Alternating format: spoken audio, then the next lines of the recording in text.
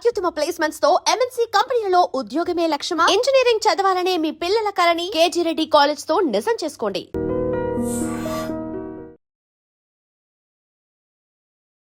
క్షేమంగా వెళ్ళి లాభంగా రండి అనే సినిమా బ్రహ్మానందం గారు, కోవై సరళ గారు అవునండి.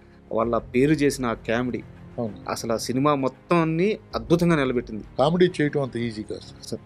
ఎక్స్ప్రెషన్ తోటి, డైలాగ్ పంచ్ తోటి, ఫైట్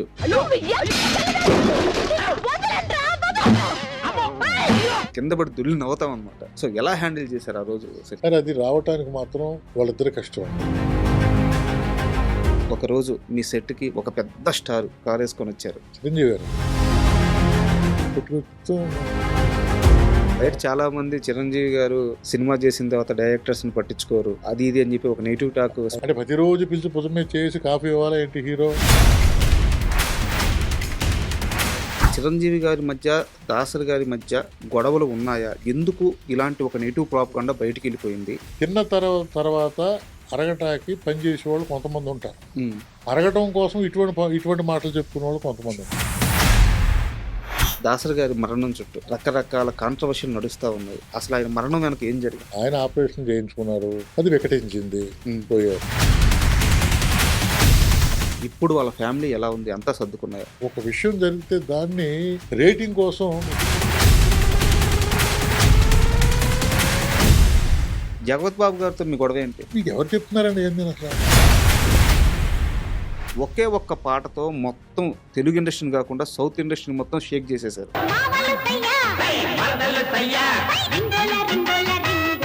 ఈ పాట కొన్ని దశాబ్దాలు నిలబడిపోద్ది, ఇలాంటి క్యాలిక్యులేషన్స్ ఏమైనా జరిగినాయి అమ్మాయి? పవన్ గారు చేయించారు, ప్రపంచాన్ని ఊపేసింది, ఇప్పటికీ ఊపుతుంది. సిల్క్ స్మిత గురించే ఒక మాట విన్నాను, చాలా కోపంగా ఉంటుంది అని చెప్పాను, నిజమేనా ఇది? వచ్చిందా తన డైలాగ్ దాంట్లో? ఆమె 35 ఏళ్ల వయసులో ఎవరు ఊహించిన విధంగా సూసైడ్ చేసుకుని చనిపోయారు. సిల్క్ స్మిత మరణం వెనక ఏం జరిగింది? నన్ను అడగొద్దు. నిజంగా డబ్బింగ్ చెప్పి అది రిలీజ్ అయిన తర్వాత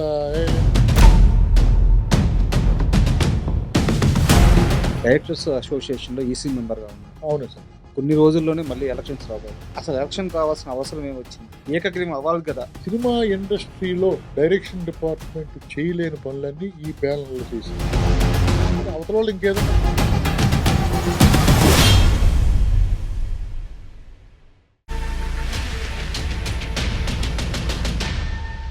hi, welcome to my show.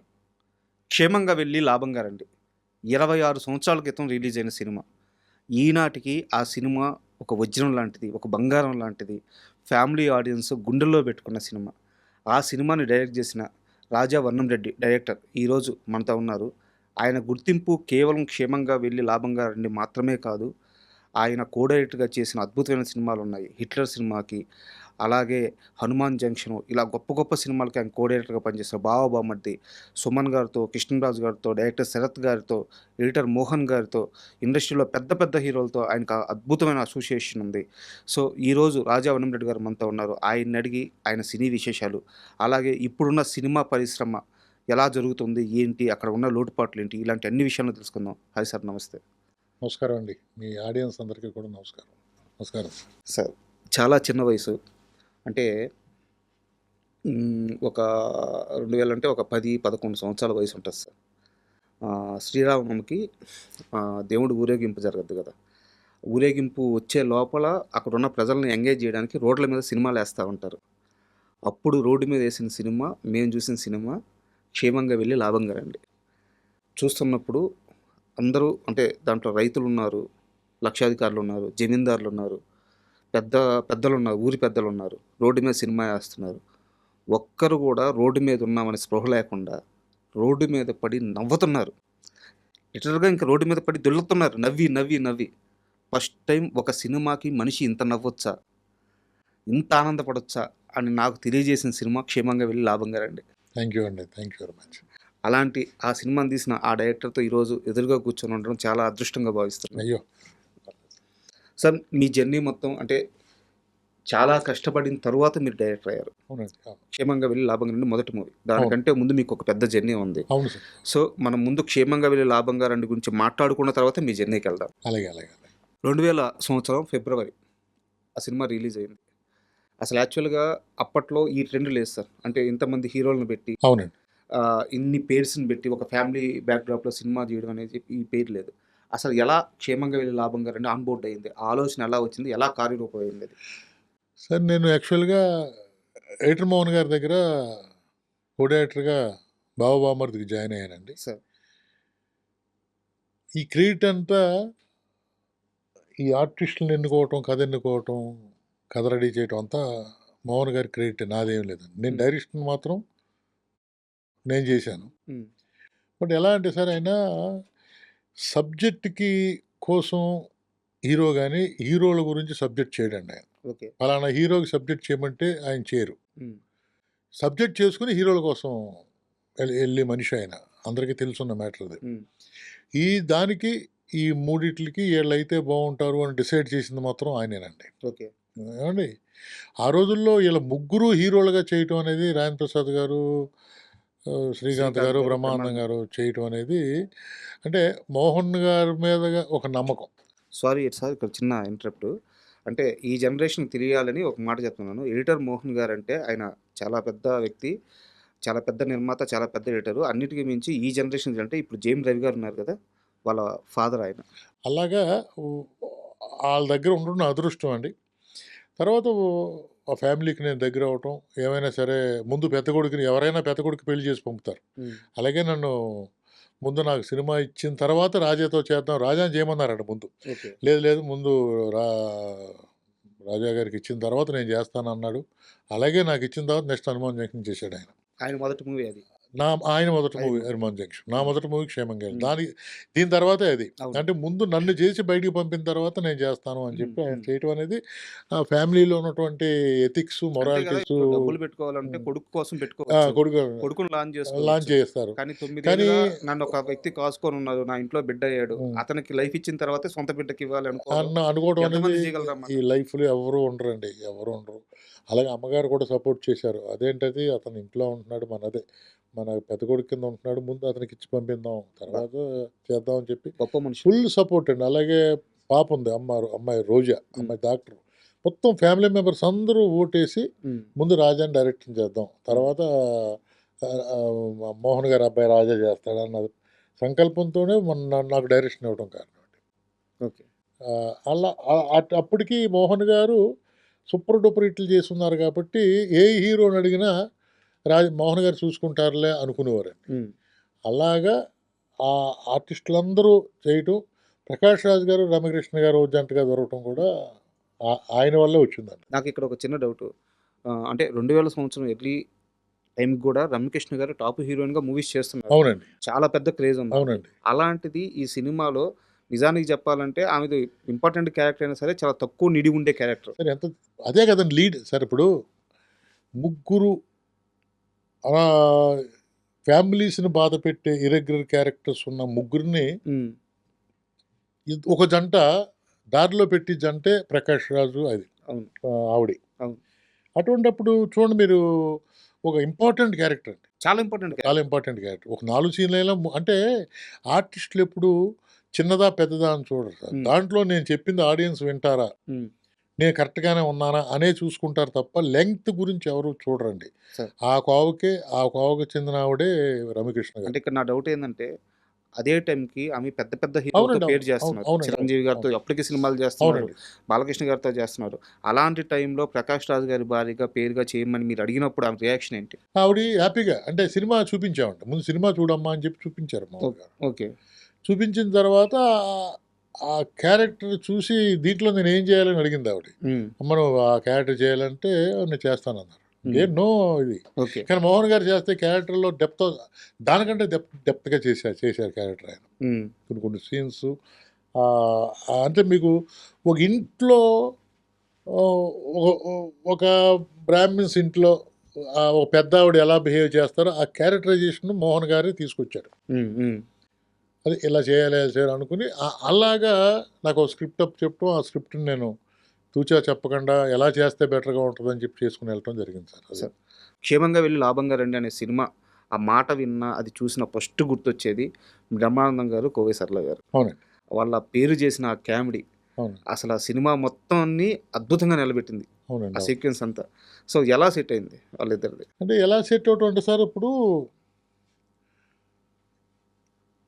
ఈ వడివే గారు చేశారండి దాంట్లో. సార్ కోవేశ్వర్ల గారు చేశారు. సార్ ఇక్కడ కోవేశ్వర్ల గారు ఓకే. ఎవరైతే బావుంటారు ఉమ్, అన్న దాంట్లో బ్రహ్మానందం గారు అయితేనే బావుంటారు ఉమ్, అని ఒక నిర్ధారణకొచ్చి బ్రహ్మానందం గారి సినిమా చూపిస్తే అంత ఇంట్రెస్ట్ చూపలేదు ఆయన. ఓకే. అంటే దానికి నేను ఎడిక్ట్ అయిపోతానేమో, నేను చేసేది నేను చేస్తాను అన్న ఉద్దేశంతో ఆయన సినిమా చూశారు గానీ, ఒరేయ్ ఇంక మళ్ళీ నన్ను ఒరేయ్ అంటాడాయన. ఉమ్, ఆ సినిమా నాకు చూపించొద్దు ఇంకా, నేను చూడను అయిపోయింది. ఉమ్, నాకు అర్థమైంది క్యారెక్టర్ అని చెప్పి, ఆయన సొంత దాంతో, సొంత మైండ్ తోటి చెప్పినట్టుగా చేశారండి ఆయన. ఓకే. అవునండి. అందువల్ల ఆ క్యారెక్టర్ అంత పడటానికి కారణం. ఇక్కడ నాకు ఒక చిన్న డౌట్. కోవేశ్వర్ల గారు బ్రహ్మానందం గారిని అన్న అంటారు. అవునండి. వాళ్ళిద్దరు అవును. అన్నా చెల్లెళ్ళని అవునండి. పిలుచుకునేవారు. ఈ అవును. సినిమాకి ముందు కూడా అవునండి. వాళ్ళు అలాగే ఉండేవాళ్ళు. అవునండి. అవును. వాళ్ళిద్దరి మధ్య ఇంత కెమిస్ట్రీ, ఇంత అల్లరి పెట్టి భార్యాభర్తలుగా చూపిస్తే వర్కౌట్ అవుద్దా కాదన్న భయమే లేదా? ఎందుకు సార్ అది ఆర్టిస్టులు అన్న, చెల్లమ్మ ఇవన్నీ కూడా సెట్‌లో జరిగాయండి. బయటికి తెలీదు. ఉమ్, రామారావు గారు సావిత్రి గారితో అన్ని వేషాలు వేశారు కదా సార్. ఉమ్, సిస్టర్ బ్రదర్ క్యారెక్టర్ చేశారు, వైఫ్ క్యారెక్టర్ చేశారు. అది ఆర్టిస్టు క్యారెక్టర్‌లో ఇమిడితే అదేమి తెలీదండి. అయ్యేమి తెలియవు అసలు. ఉమ్. అది. అండ్ ముఖ్యంగా సినిమాలో కోవేశ్వర్ల గారు ఇచ్చే చిన్న చిన్న ఎక్స్ప్రెషన్స్ ఉంటాయి. అవునండి. షోడాని చోడా అన్న అవును. అట్లా మెలిపెట్టి అనడం, అవును. జోడా అంటే ఆ, జోడా అంటారు. అట్లా మెలిపెట్టి అనడం. హ్మ్. సో ఆ టైమింగ్ ఎవరు పట్టుకున్నారు? ఎలా రాశారు అది? అంటే సార్ ఇది డైరెక్టరు సీను రైటర్ సీన్ రాస్తాడండి. సార్ డెఫినెట్‌గా సార్ ఒక కొత్త హీరో వచ్చాడు. ఏమైనా చేయించొచ్చు. కామెడీ చేయించలేం. కరెక్ట్. స్వతహాగా తన కామెడీ టైమింగ్ పంచ్ ఉండాలి. ఎక్స్‌ప్రెషన్ ఉండాలి. కామెడీ చేయటం అంత ఈజీ కాదు సార్. సార్ కామెడీ డైలాగ్ చెప్పొచ్చేమో, డైలాగ్‌తో నవ్వించొచ్చేమో గానీ, కామెడీని ఎక్స్‌ప్రెషన్ తోటి, డైలాగ్ పంచ్ తోటి చేయటం అనేది టైమింగ్ అండి. Only timing. సార్ ఈ ఇండస్ట్రీలో అంత టైమింగ్ ఉన్న ఏకైక ఆర్టిస్టు ఓన్లీ ఫస్ట్ 1-10 ఒకరే వస్తారండి. చిరంజీవి గారు. సార్ అంటే కామెడీ టైమింగ్ ఉంటది సార్. ఆ టైమింగ్‌లో పడితేనే కామెడీ పండుద్ది. కరెక్ట్. కరెక్ట్. టైమింగ్ దాటితే అది అపహాస్యం అయిపోద్దండి. అవును. అలా చిరంజీవి గారు ఏం చెప్పారంటే 1-10 ఆయనే సార్ కామెడీలో. అంటే ఆ పంచ్ అంత గొప్పగా చెప్పగలిగే కెపాసిటీ ఉన్న మనిషండి ఆయన. సార్ అప్పుడు దీంట్లో ఎందుకు చెప్పానంటే బ్రహ్మానందం గారు, కోవై సరళ అందరూ టైమింగ్ ఉన్న ఆర్టిస్టులు కాబట్టి అంత పెద్దోళ్ళు అయ్యారు. కానీ వీళ్ళందరికంటే హీరో అయ్యుండి ఆయన టైమింగ్ చాలా బాగుంటుంది. కరెక్ట్. ఎక్స్ట్రాడినరీగా ఉంటుందండి టైమింగ్. సార్ కామెడీ చేయటం మెయిన్ అందుకునే సార్ కొత్త వాళ్ళని కామెడీ చేసి పండించలేమండి. కామెడీగా ప్రూవ్ చేసుకున్నామంటే మనం వేషం ఇవ్వగలం తప్ప ఒక మనిషిని తీసుకొచ్చి కామెడీ రాని వాళ్ళని కామెడీ చేయించలేం. స్వతహాగా ఇక్కడ స్వతహాగా ఉండాలండి. ఉన్నవాడిని మనం కామెడీ చేయించగలం. సార్ ఇప్పుడు స్వతహాగా లేని హీరోని ప్రేమించడం, హీరోలో స్వతహా లేదు. చెప్పు చేయొచ్చు, యాక్షన్ చెప్పు చేయొచ్చు, డాన్స్ చెప్పు చేయొచ్చు. కానీ కామెడీ టైమింగ్ మాత్రం ఒరిజినల్‌గా భగవంతుడు ఇవ్వాలి సార్. అది మాత్రం కన్ఫర్మ్. సో అక్కడ వీళ్ళిద్దరూ ఆల్రెడీ పండిపోయారు కాబట్టి ఆ కామెడీ వర్కౌట్ అయింది. బాగా పండిపోయారు. డైలాగు అటువంటి డైలాగ్ ఉంది. ఆ టైమింగ్‌లో నాకు బాగా నాలెడ్జ్ ఉంది. కాబట్టి అంత పండటానికి ఒకసారి చదివి వినిపించరా అనేవాడు ఆయన. ఆ టైమింగ్‌లోనే వినిపించేవాడిని నేను. అలాగే కోవై సరళ గారికి తమిళ్ రాదు కదా, తెలుగు రాదు కదా. ఆవిడ తమిళ్లో రాసుకునేది. నేను టైమింగ్‌లోనే డైలాగ్ చెప్పేవాడిని. డైరెక్ట్ టైమింగ్‌లో చెప్తే ఆర్టిస్ట్ టైమింగ్ తెలుసున్న ఆర్టిస్ట్ అయితే ఇంకేముందండి ఆటోమేటిక్‌గా పండుద్ది కదా. క్షేమంగా వెళ్ళి లాభంగా రండి సినిమా గురించి, అందులో ఒక క్యారెక్టర్ గురించి నాది సీరియస్ క్వశ్చనే. అంటే మీరు మీ ఎక్స్పీరియన్స్ మొత్తం చెప్పాలి ఆ క్యారెక్టర్ గురించి. ఇలా ముగ్గురు జాబ్స్ పోయిన తర్వాత బెంగళూరులో నాకు ఒక రిచ్ ఫ్రెండ్ ఉన్నారని చెప్పి ఒక ఫ్రెండ్ దగ్గరికి పోతాడు. ఆ ఫ్రెండ్ ఎవరంటే రవితేజ గారు. చాలా చిన్న క్యారెక్టర్. అంటే అప్పటికి ఇంకా ఆయన హీరోగా ఎస్టాబ్లిష్ అవ్వలేదు. అంత చిన్న క్యారెక్టర్ చేసిన రవితేజ గారు తర్వాత కాలంలో ఇప్పుడు మాస్ మహారాజా అయిపోయారు. సో ఆ టైంలో ఎలా ఉండేవారు ఆయన? అసలు జోయిల్‌గా ఇప్పుడు ఎలా ఉంటున్నాడు స్క్రీన్ మీద ఆయన రియల్ లైఫ్ కూడా అదేనండి సార్. అసలు ఈగోగా ఉండటం కానీ, లేకపోతే మాట్లాడకుండా స్టైలిష్‌గా ఉండటం అదేమి లేదండి. అది ఇప్పుడు ఇప్పుడు అప్పుడు ఎలా ఉన్నాడు ఆయన, ఇప్పుడు అలా ఉన్నాడు. సార్. అంటే చాలా జోయిల్గా ఉంటాడు సార్ మనిషి. చెట్లోకి వస్తానే అలా భుజం మీద చేసే అలా ఉంటాడు. ఇప్పటికీ అప్పుడు ఎలా ఉన్నాడు, ఇప్పుడు ఎలా ఉన్నాడు. ప్లస్ ఆ క్యారెక్టర్ ఆయనకి చాలా ప్లస్ అయింది. సార్. ఎందుకు ప్లస్ అయిందంటే సార్, సమాజంలో 70% వాళ్ళే ఉన్నారు. ఉమ్, ఉమ్, అవతల వాళ్ళని మోసం చేసి ఓ తను చేయలేను అని చెప్పలేడు. చెప్పకుండా వీడు బిల్డప్ ఇచ్చుకుని సార్. చేయలేకపోవటం, ఉమ్, ఒకవేళ చేసినా ఏదో ఎదవ పని చేయించటం, ఉమ్, దాంట్లో ఇరుక్కోవడం అనేది ప్రజెంట్ చాలా ఎక్కువ జరుగుతున్నాయి. సార్. అవును. అంటే 25 సంవత్సరాల క్రితం అటువంటి ఇప్పుడు జరుగుతున్న, ఇప్పుడు ప్రతిరోజు జీవితంలో చూస్తున్న క్యారెక్టరు అప్పుడే మనం రావటం వల్ల ఆ క్యారెక్టర్కి అంత చాలా ఇంపార్టెంట్ క్యారెక్టర్ అండి. మీరు అన్నట్టుగా దాంట్లో ఫన్నే కాదు, దాంట్లో చాలా మెసేజ్ కూడా ఉంది. నిజాయితీ ఉంది. అవును. దాంట్లో ఫ్రెండ్స్ కోసం వాడు ఏం చేశాడు, వాడు జీవితం బ్యాడే, కానీ బ్యాడ్ అని చెప్పుకోడు కదా, క్యారెక్టర్ బ్యాడ్ అని చెప్పుకోడు కదా. అవును. అయినప్పటికీ ఫ్రెండ్స్ని ఏదో చేయాలనే మంచితనం ఉంది. ఉమ్, ఫ్రెండ్స్ చెప్తే మళ్ళీ వాళ్ళు చేయరేమో, చేయకపోతే వాళ్ళ ఫ్యామిలీలు బాగోనో మంచితనం ఉంది. ఇలాగా దాంట్లో కూడా ఇంపార్టెంట్ క్యారెక్టర్ కాబట్టి ఆ క్యారెక్టర్ని బాగా రిసీవ్ చేసుకున్నారు. అంటే ఎందుకు అంత పర్టికులర్గా అడిగానంటే, నిన్న ఈ ఇంటర్వ్యూ కోసం మళ్ళీ నేను ఒకసారి సినిమా చూస్తున్నాను. చూసుకుంటారు, అర్థమవుతుంది. నా కొడుకు చూస్తా, నా కొడుకు గుర్తుపట్టాడు. ఈయన అంత పెద్ద హీరో కదా, అంటే వాడికి ఆ వెనక జర్నీ అంతా అది తెలియదు, తెలీదు చిన్న కదా. వయసు. ఉమ్. ఈయన అంత పెద్ద హీరో కదా, ఈయనేంది పోలీసులు కొడుతున్నారు, కాలుతో కొడుతున్నారు రవితేజ గారిని, చాలా పెద్ద హీరో కదా అని చెప్పి అడుగుతున్నాడు వాడు. ఆ, అడిగినప్పుడు నాకు నిజంగా అనిపించింది, ఎక్కడ చిన్న చిన్న క్యారెక్టర్లు, ఎక్కడ మాస్ సినిమాలు, ఎక్కడ మాస్ మహారాజా. అవునండి. కానీ ఇది వెరీ గుడ్ పర్సన్ అండి. ఆయన మాత్రం చాలా ఇప్పటికీ చాలా గౌరవంగా ఉంటాడు, జోయల్గా ఉంటాడు. సెట్లో చాలా జోయల్గా ఉంటాడు ఆయన. సార్. అండ్ కోవై సరళ గారిది అండ్ బ్రహ్మానందం గారిది ఫైట్ మొత్తం ఒకే సింగిల్ షాట్లో ఉంటుంది మొత్తం. అవునండి, బయట అంతా సింగిల్ షాట్ ఉంటుంది, లోపల సింగిల్ షాట్, మళ్ళీ బయటకు వచ్చిన తర్వాత సింగిల్ షాట్ ఉంటుంది. అవును. అసలు ఇప్పటికీ కూడా అసలు అది భయంకరమైన కామెడీ, కింద పడి దొల్లి నవ్వుతాం అనమాట. సో ఎలా హ్యాండిల్ చేశారు ఆ రోజు సెట్? సార్ అది రావటానికి మాత్రం వాళ్ళిద్దరు కష్టం అండి. సార్. యాక్చువల్గా సార్ అది మన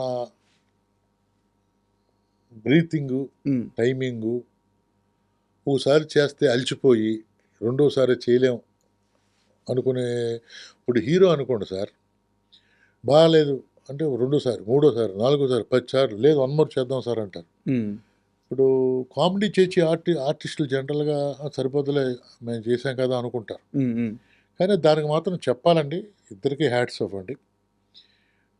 బ్రహ్మానందం గారు ఫస్ట్ చేసారండి వాళ్ళు. సార్. సీన్స్ చదివాను, ఇలా అన్నాయా ఇలా అన్నాయా, ఇక్కడి నుంచి స్టార్ట్ అయ్యి ఇలా కట్ అవుద్దని చెప్పాను. చేశారు. చేసిన తర్వాత నాకైతే అది నచ్చలేదు సార్. నా సార్. ముఖం చూసి ఏంటి అలా ఉన్నాడు రా అని అడిగాడు. ఉమ్, నాకు అంతగా లేదు, చేస్తే బెటర్గా ఉంటుంది. ఉమ్, చెప్పు, దాంతో ఓ మాట చెప్పు అన్న, అంటే ఆవిడతో ఓ మాట చెప్పు అని. ఉమ్, సరే ఇలా సరే అన్నమాట. ఇద్దరు చూసుకున్నారు, చేద్దాం అనుకున్నారు. ఉమ్, ఏం కావాలో చెప్పు అన్నారు. చెప్పాను, అన్న దాంట్లో సరైన ఇది లేదు, ఏదో చేసేసాం అన్నట్టుగా ఉంది నాకు, ఇది చేశారు. సార్. అంటే ఫస్ట్ సెకండ్ సైడ్ చేయడమే గొప్ప. అంటే మనిషి అలసిపోతాడు కదా. అవును. 10 నిమిషాలు టైం ఇమ్మన్నారు, ఇచ్చారు, చేశారు. సెకండ్ టైం కూడా నా ముఖం హ్యాపీగా ఓకే అని చెప్పలేకపోయాను. ఉమ్, పిలిచాడు, ఏంటి ఓకే చెప్పలేదేంటి అని అన్నాడు. లేదన్నయ్య, నాకు ఏదో ఏదో ఏదో మిస్ అవుతుందన్నయ్య, ఇది చాలా ఇంపార్టెంట్ సీను, ఇది జీవితంలో సినిమా చరిత్ర ఉన్నంతకాలం నిలిచిపోయే సీన్ ఇది. కరెక్ట్. ఎందుకంటే ఒక భార్య మొగుడు చేస్తున్న తప్పుడు పనులు బరాయించి ఒక్కసారిగా బరస్ట్ అవుద్ది. అరెస్ట్ అవుద్ది. అది జీవితంలో రేపొద్దుట అదిగో అలా అలా ఉంటుంది తెలుసా అన్నట్టుగా ఉండాలి సీను, అని ఏదో మిస్ అవుతుందన్న. సరే ఇల్లు అన్నాడు. వాళ్ళిద్దరు ఏం మాట్లాడుకున్నారో తెలియదు. మోహన్ గారు ఏంటి అన్నారు. ఒక 1 మోర్ చేద్దాం, చేయాలి 1 మోర్ చేయాలి అన్నారు ఆయన. అంటే ఇలా రా అంటే వెళ్ళా, ఒకసారి చేసి చూపించరా. అంటే మీ మైండ్లో ఏముందో? పనిప్రసాద్ అని చెప్పి ఆయన లేడు, ఇప్పుడు కాలం చేసి నాకు బెస్ట్ ఫ్రెండ్ అండి. స్టేజ్ మీద మీ ఇద్దరం కో ఆర్టిస్టులు. సార్. అతను మనిషిని చూడటాకే నడక అది కామెడీ టింజ్లో ఉంటాడు అతను. మేమిద్దరం కలిపి, నేను బ్రహ్మానందం, తను కోవై సరళ చేసి చూపించాను. ఓకే. చేసి చెప్తే ఓకే అన్నారు. వాళ్ళిద్దరు 10 నిమిషాలు టైం ఇమ్మన్నారు. ఏదో మాట్లాడుకున్నారు. అలా తిరిగారు, పైకెళ్ళారు, అలా చేశారు, ఇలా చేశారు. ఓకే. టేక్ అన్నారు, చేశారు. అదే దాంట్లో ఉంది సినిమాలో. సో, ఆ ఫైనల్ షాట్ అది వచ్చింది. ఫైనల్ షాటే సినిమాలో ఉంది. హ్మ్. మేము చేసి చూపించింది. హ్మ్. అంటే వాళ్ళు చేసినప్పుడు నుయ్యెక్కుతాం లేదు, బకెట్ అనటం లేదు. హ్మ్. ఇయన్నీ కూడా నేను ఆడు కలిసి ఇలా రా ఇక్కడ పైకెక్కుతావు నువ్వు. తన్నేస్తావు, అలా జంప్ చేస్తావు, అదే అడ్డు ఉంటుంది, అడ్డు పట్టుకుంటావు, హ్మ్. ఇలా మళ్ళీ కర్ర తీసుకుంటావు. ఇవన్నీ అనుకుని అయితే వాళ్ళిద్దరూ యాస్టీ చేశారండి. బా! యాస్టీ చేశారు. యాస్టీస్ కంటే ఓ 10% ఎక్కువే చేశారు. హ్మ్. హ్మ్. అది అప్పుడు ఓకే అయింది సార్. అది సార్, ఈ మొత్తం సీన్‌ని ఒక పెద్దాయన పక్క నుంచి గమనిస్తా అది అది కరెక్ట్‌గా అదే టైంలో రామానాయుడు గారు లోపలికి వచ్చి అంటే జనరల్‌గా ఇటువంటి సీన్‌కైతే అరుపులుంటాయి. అరుపులు ఉంటాయి. కామ్‌గా ఉండదు కదా! అవును. అరుపులుంటాయి. జనాలు నవ్వుతారు, అవును. క్లాప్స్ కొడతారు. ఈ ఈ హడావిడంతా చూస్తే ఎవరో ఇద్దరు కొట్టుకుంటున్నారు సెట్‌లో అన్న ఫీలింగ్ వచ్చింది ఆయనకి. వెళ్తూ కారే పురోరే అంటే లోపల గ్లాసెస్ ఉన్నా గొడవ వినపడుతుంది. అంటే ఎంత గట్టిగా జరుగుతుందో గొడవ చూడండి. ఆపి అది గొడవ అవుతుంది చూడడానికి దిగిపోయాడు ఆయన. హ్మ్. హ్మ్. దిగి చూస్తే ఏంటి అని ముందుకొస్తే సార్ రిహార్సల్ చేసి చూపిస్తున్నాడు రాజేంద్ర రెడ్డి గారు. ఆయన స్టూడియోలోనే రామానాయుడు గారి స్టూడియో. సెట్ అవును. చేశాం. హ్మ్. అయ్యే వరకు ఉండి ఆయన వచ్చి నన్ను ఆశీర్వదించి వెళ్ళాడు. నెక్స్ట్ నా సినిమా చేద్దుగానే సినిమా సురేష్‌లో సినిమా చేద్దుగాని అని అన్నారనమాట. హ్మ్. అదొక మెమరీ అండి. సురేష్ ప్రొడక్షన్స్‌లో వర్క్ చేసిన చాలామంది డైరెక్టర్స్‌ని నేను ఈ మధ్య ఇంటర్వ్యూ చేశాను. వాళ్ళందరూ రామానాయుడు గారి గురించి చెప్తున్న మాట ఏందంటే, పని చేసేటప్పుడు ఆయనకి ఇంత ఒక చిన్న స్పార్క్ వీడు కష్టపడుతున్నాడు అని ఆయనకి తెలిస్తే వచ్చి పర్సనల్‌గా భుజం మీద చేసి మాట్లాడి వెళ్తారు. లైఫ్ ఇస్తాడు సార్ ఆయన. ఆ! లైఫ్ ఇచ్చి మనిషి. ఆయన భుజం మీద చేసి మాట్లాడాడు అంటే వాళ్ళ లైఫ్ మారిపోయిందని అర్థం అంట. అవునండి. ఆయన కూడా నన్ను నెక్స్ట్ సినిమా చేద్దామన్నారు. 2 సబ్జెక్టుల్లో కూర్చోబెట్టారు. హ్మ్. అనుకోకుండా అది అలాగా ప్రొలాంగ్ అయింది. చేయలేకపోయాను. హ్మ్. క్షేమంగా వెళ్ళి లాభంగా రండి సినిమా షూటింగ్ నడుస్తుంది. ఒకరోజు ఆల్మోస్ట్ అర్ధరాత్రి అనొచ్చు. 10, 11 దాటిపోయింది. మీ సెట్‌కి ఒక పెద్ద స్టార్ శ్రీకాంత్ గారి కోసం కారేసుకొనొచ్చారు. ఎవరో గుర్తున్నారా మీకు? చిరంజీవి గారండి. హ్మ్. శ్రీకాంత్ గారి కోసం కాదు సార్. హ్మ్. అంటే శ్రీకాంత్ ఆయన బాగా అన్నయ్య అంటారు ఫ్రెండ్స్. మోహన్ గారి బర్త్‌డే ఓకే. ఆ రోజు. హ్మ్. మేము సెట్‌లో ఉన్నామండి. హ్మ్. ఆయన వస్తున్నారని తెలీదు మాకు. హ్మ్. కరెక్ట్. ఆయన ఎంక్వైరీ చేసినట్టున్నారు. ఇలా మోహన్ గారి బర్త్‌డే కదా! ఎక్కడున్నారు అని అడిగినట్టున్నారు. హ్మ్. సెట్‌లో ఉన్నారని చెప్పి తెలిసింది. సెట్‌కొచ్చేసారు ఆయన. ఓకే. సెట్‌కొచ్చాం మేమందరం వండర్ అయ్యామండి. అంతే కదా! సెట్‌కి రావటం, వండర్ అవ్వటం, హ్మ్. కేక్ కట్ చేయటం. హ్మ్. ఆ ఫోటోస్ కూడా ఉన్నాయి. మీకు మొన్న నేను ఫేస్‌బుక్‌లో పెట్టా. ఆయన మేము సెట్‌లో ఉండగా ఆయన వచ్చి మోహన్ గారికి కేక్ కట్ చేయటం, నోట్లో మోహన్ గారికి ఆయన కేక్ పెట్టడం అయన్నీ కొంత ఫోటోస్ ఉన్నాయి నా దగ్గర. సార్. చిరంజీవి గారు. అంటే ఎందుకు అంత అటాచ్‌మెంట్ ఎందుకు మోహన్ గారికి? అటాచ్‌మెంట్ అంటే సార్ చిరంజీవి గారికి అటాచ్‌మెంట్ ఏముంది సార్. ఆయన 'హిట్లర్' అనే సినిమా ప్రొడ్యూసరు. సార్. పెద్దాయన. గౌరవం ఇవ్వాలి. హ్మ్. ఆయన బర్త్‌డే. హ్మ్. మద్రాసులో ఉంటే మనం వెళ్ళొచ్చు, వెళ్ళలేకపోవచ్చు. ఇక్కడే హైదరాబాద్‌లోనే ఉన్నారు. ఏముంది ఎళ్లి 10 నిమిషాలు కనిపించి వద్దామని ఆయనలో ఉన్నటువంటి మంచితనం. సార్. బయట మంచితనం. చాలామంది చిరంజీవి గారు సినిమా చేసిన తర్వాత డైరెక్టర్స్‌ని పట్టించుకోరు. అది ఇది అని చెప్పి ఒక నెగెటివ్ టాక్ స్ప్రెడ్ అయన్నీ చేస్తా ఎంత ఉంటారు. బ్యాడ్ అండి. ఎందుకు పట్టించుకోరండి హీరోస్. మీరు హీరో, నేను సినిమా చేశాను. హ్మ్. అంటే సినిమా చేసినప్పుడు రాపోడు సినిమా లేనప్పుడు ఉండదు కదండీ. మీ సార్. పనిలో మీరుంటారు. నా పనిలో నేనుంటాను. సార్. మళ్ళీ కనిపిస్తే మాట్లాడతారుగా. అంతే అంటే కదా! ప్రతిరోజు పిలిచి భుజం మీద చేసి కాఫీ ఇవ్వాలా ఏంటి హీరో? నెగెటివ్‌గా అలాగే చెప్పుకుంటూ ఉంటారు సార్. సార్. సంజీవ్ గారు డైరెక్టర్‌ని చూడరు, ఫుడ్ అదంతా రాంగ్ అండి. Wrong sir. న్యూస్. ఎవరో బతాకాని ఏం పని లేకుండా భోంచేసి అరిగే వరకు చెప్పుకునే కబుర్లు తప్పండి. హ్మ్. హ్మ్. హ్మ్. చిరంజీవి గారు డైరెక్టర్‌ని చూడడు, ప్రొడ్యూసర్ చూడడు. అసలు హీరో అన్నవాడు అసలు ఉండరు. అసలు చిరంజీవి గారు అటువంటి మనిషే కాదు. ఎవరైనా ఉంటే ఉన్నారేమో. కానీ చిరంజీవి గారు అటువంటి మనిషే కాదు. ఆయన ఉంటా ఈ స్థాయి ఆయన స్థాయి ఏంటండి ఈ రోజుని. సార్. చిరంజీవి గారి గురించి పేరు తలుచుకుంటా కూడా అర్హత ఉండే మనిషి అయ్యాడాయన. సార్. కొన్ని లక్షల మంది, కోట్ల మంది ఆయన కోట్ల ఫాలోవర్స్. అంటే చిరంజీవి గారిని ఒక మాట అన్నా తలుచుకున్నా నీకు అర్హత కావాలి. సార్. ఆ స్టేజ్‌లో ఉన్న ఆయన్ని పట్టించుకోరు, గిట్టించుకోరు అంటే ఇదంతా ట్రాష్ అండి. ఆ మాటలు పట్టించుకోకూడదు అనవసరం. సార్. క్షేమంగా వెళ్ళి లాభంగా రండి. బడ్జెట్ ఎంత అయింది? అప్పుడు ఎంత కలెక్ట్ చేసింది? అంటే అదే. సార్ నేను బడ్జెట్ ఎంతయిందో నేను చెప్పలేను. కారణం ఏంటంటే మోహన్ గారు స్క్రీన్‌లో కనిపించడానికి ఎంతైనా ఖర్చు పెడతారు. హ్మ్. కానీ ఆ రోజుల్లో అది 18,00,00,000 కలెక్ట్ చేసిందని చెప్పి అంటే షేర్ అండి. షేరే 18,00,00,000 అని చెప్పి డిస్ట్రిబ్యూటర్ చెప్తారు. అంటే అప్పుడు 18,00,00,000 అంటే ఇప్పుడు 10 టైమ్స్ అండి. అంతే కదా సార్. 10 టైమ్స్. అంటే సుమారుగా 300, 400 కోట్లు ఇప్పుడైతే. హ్మ్. అదే. శ్రీకాంత్ గారి రియాక్షన్ ఏంటి అంత పెద్ద హిట్ వచ్చాక? అంటే సార్ సరే, మంచి మంచి ఇప్పటికీ భయ్యా భయ్యా అనుకుంటాము. ఆయన మంచి రియాక్షన్ అండి, హ్యాపీగా సార్. ఒక సినిమా హిట్ అయితే హీరోకి ఎంత హ్యాపీ సార్, చాలా హ్యాపీ అండి. ఇప్పటికీ రాజేంద్ర కుమార్ గారు కూడా నన్ను ఒరే అన్నయ్య అన్నయ్య అంటాను, తమ్ముడు అంటాడు. రాజేంద్ర ప్రసాద్. రాజేంద్ర ప్రసాద్ ఆయన కూడా చాలా హ్యాపీ అండి. ఒక పెద్ద హిట్ కదా సార్, అవును అవును సూపర్ హిట్ కదా సార్. అవును. హిట్లర్ సినిమా ఒప్పుకునే ముందు చిరంజీవి గారు సక్సెస్ పరంగా కాస్త బ్రేక్ తీసుకోన్నారు. అసలు ఎలా ఉండింది ఆయన ఆ సినిమాకు ఒప్పుకునే ముందు ఆయన మైండ్ సెట్ ఎలా ఉండింది? మీకు పెట్టిన కండిషన్స్ ఏంటి, ఏం మాట్లాడారు? అదే కండిషన్స్లో ఏం లేవు సార్. మోహన్ గారి దగ్గర ఆయన ఏం మాట్లాడుకున్నారో తెలీదు. మోహన్ గారు దేవి శ్రీదేవిలో చిరంజీవి గారు సినిమా చూశారు. సార్ ఆ సినిమాకి నేను కూడా వెళ్ళాను సినిమా చూసినప్పుడు. అలాగే రాజా కూడా వచ్చాడు. సార్ సినిమా కూర్చున్న తర్వాత ఎడిటర్ మోహన్ గారు వెళ్ళిపోయారు. సినిమా చూశారు, అందరూ బాగుంది అనుకున్నారు. అప్పటికి చిరంజీవి గారు ఎవరో నాకు తెలియదు కదా, మేము ఎవరో స్టాఫ్ లెక్క ఆయనకి.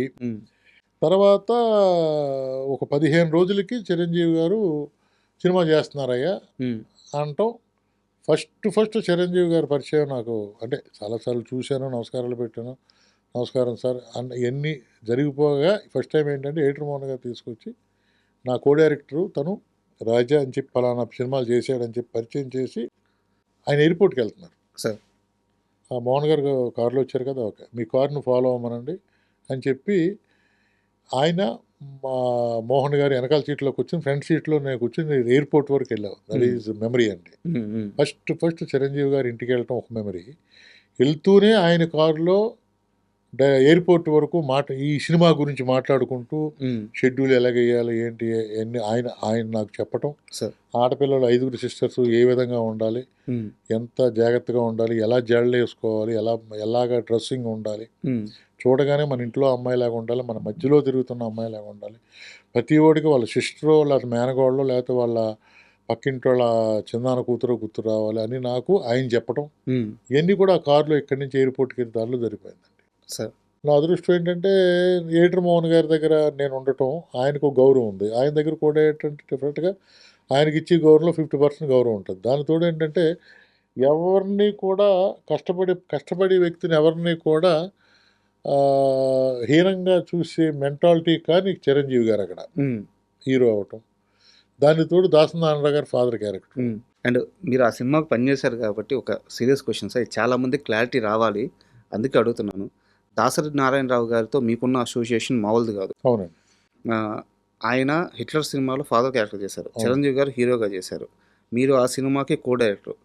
అసలు చిరంజీవి గారి మధ్య దాసరి గారి మధ్య గొడవలు ఉన్నాయా? ఎందుకు ఇలాంటి ఒక నెగిటివ్ ప్రాపగండా బయటికి వెళ్ళిపోయింది? అసలు వాళ్ళిద్దరు రిలేషన్ ఎలా ఉండేది? ఇది చెప్పడానికి అన్ని విధాల అర్హతలు ఉన్న మనిషి మీరే. నాకు ఈరోజు దీని మీద ఒక క్లారిఫికేషన్ కావాలి. అసలు ఇదంతా ట్రాష్ అండి, బయట అనుకోవటం అండి అంతే. చిరంజీవి గారికి ఆయనకి గ్యాప్ ఎందుకుందండి? చిరంజీవి గారితో లంకేశ్వరి చేశారు ఏమండి, దాని తర్వాత గ్యాప్ అనేది వాళ్ళిద్దరు ఇంటర్నల్గా మాట్లాడుకున్నా బయటకే వస్తాయి సార్. వరుణ్ సార్ మాట్లాడుకునేవారు, కలిసివారు. ఈ బయట వాళ్ళకి తెలియదు కదా, తెలియదు కాబట్టి బయట చెప్పాను కదా సార్, తిన్న తర్వాత అరగటాకి పనిచేసే వాళ్ళు కొంతమంది ఉంటారు, అరగటాకి కష్టపడాలనుకుంటే కొంతమంది ఉంటారు, అరగటం కోసం ఇటువంటి మాటలు చెప్పుకునే వాళ్ళు కొంతమంది ఉంటారు. అంతే తప్పండి వాళ్ళిద్దరికీ. ఈరోజు నేను ఫేస్బుక్లో ఎప్పుడో ఆయన అన్న మాట ఇప్పుడే జస్ట్ మీ దగ్గరికి వచ్చిన తర్వాత 5 నిమిషాలు కూర్చోండి అంటే ఒక మ్యాటర్ వచ్చింది. అది ఎప్పుడే నేను చూసి దాన్ని స్క్రీన్ షాట్ తీసి పక్కన పెట్టాను. ఈ విషయం నాకు తెలిసినా మళ్ళీ మర్చిపోతానేమో అని చెప్పి స్క్రీన్ షాట్ తీసానండి. ఒకసారి చూడండి. అది ఏంటంటే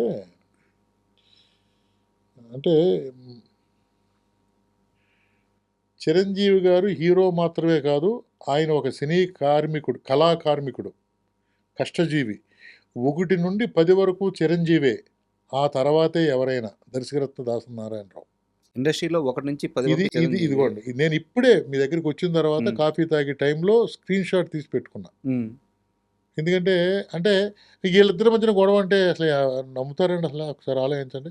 1 to 10 చిరంజీవి, స్టేట్మెంట్ ఇవ్వాలన్నా కానీ మరి ఏమంటే 1 to 10 ఆయనే. ఏమంటే ఖైదీ నెంబర్ 1కి ఖైదీ నెంబర్ 50కి అయినా మొన్నకి అక్కడికి వెళ్ళారు కదా, ఉమ్, వెళ్ళి స్టేజ్ మీద ఏం మాట్లాడారు ఆయన? చిరంజీవి గారికి తనకి మధ్యన గ్యాప్ ఉంటే ఎందుకు మాట్లాడతారు అలాగా? సార్. అప్పుడు మాట్లాడింది.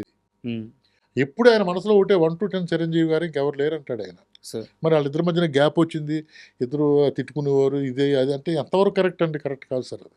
అది క్లియర్గా చెప్పే మనిషి లేకుండా పోయాడు సార్. అది నేను చెప్తున్నాను కదా, వాళ్ళిద్దరి మధ్య ఏ గ్యాప్ లేదు, ఉమ్, అది మాత్రం కన్ఫర్మ్. ఎందుకంటే వాళ్ళ ఫ్యామిలీకి వీళ్ళ ఫ్యామిలీకి అల్లు రామలింగయ్య గారు, మన ఎవరు అరవింద్ గారు చిన్నప్పటి నుంచి తిరిగినది అంత, అటువంటి ఫ్యామిలీలో ఎందుకు వస్తుందండి? సార్.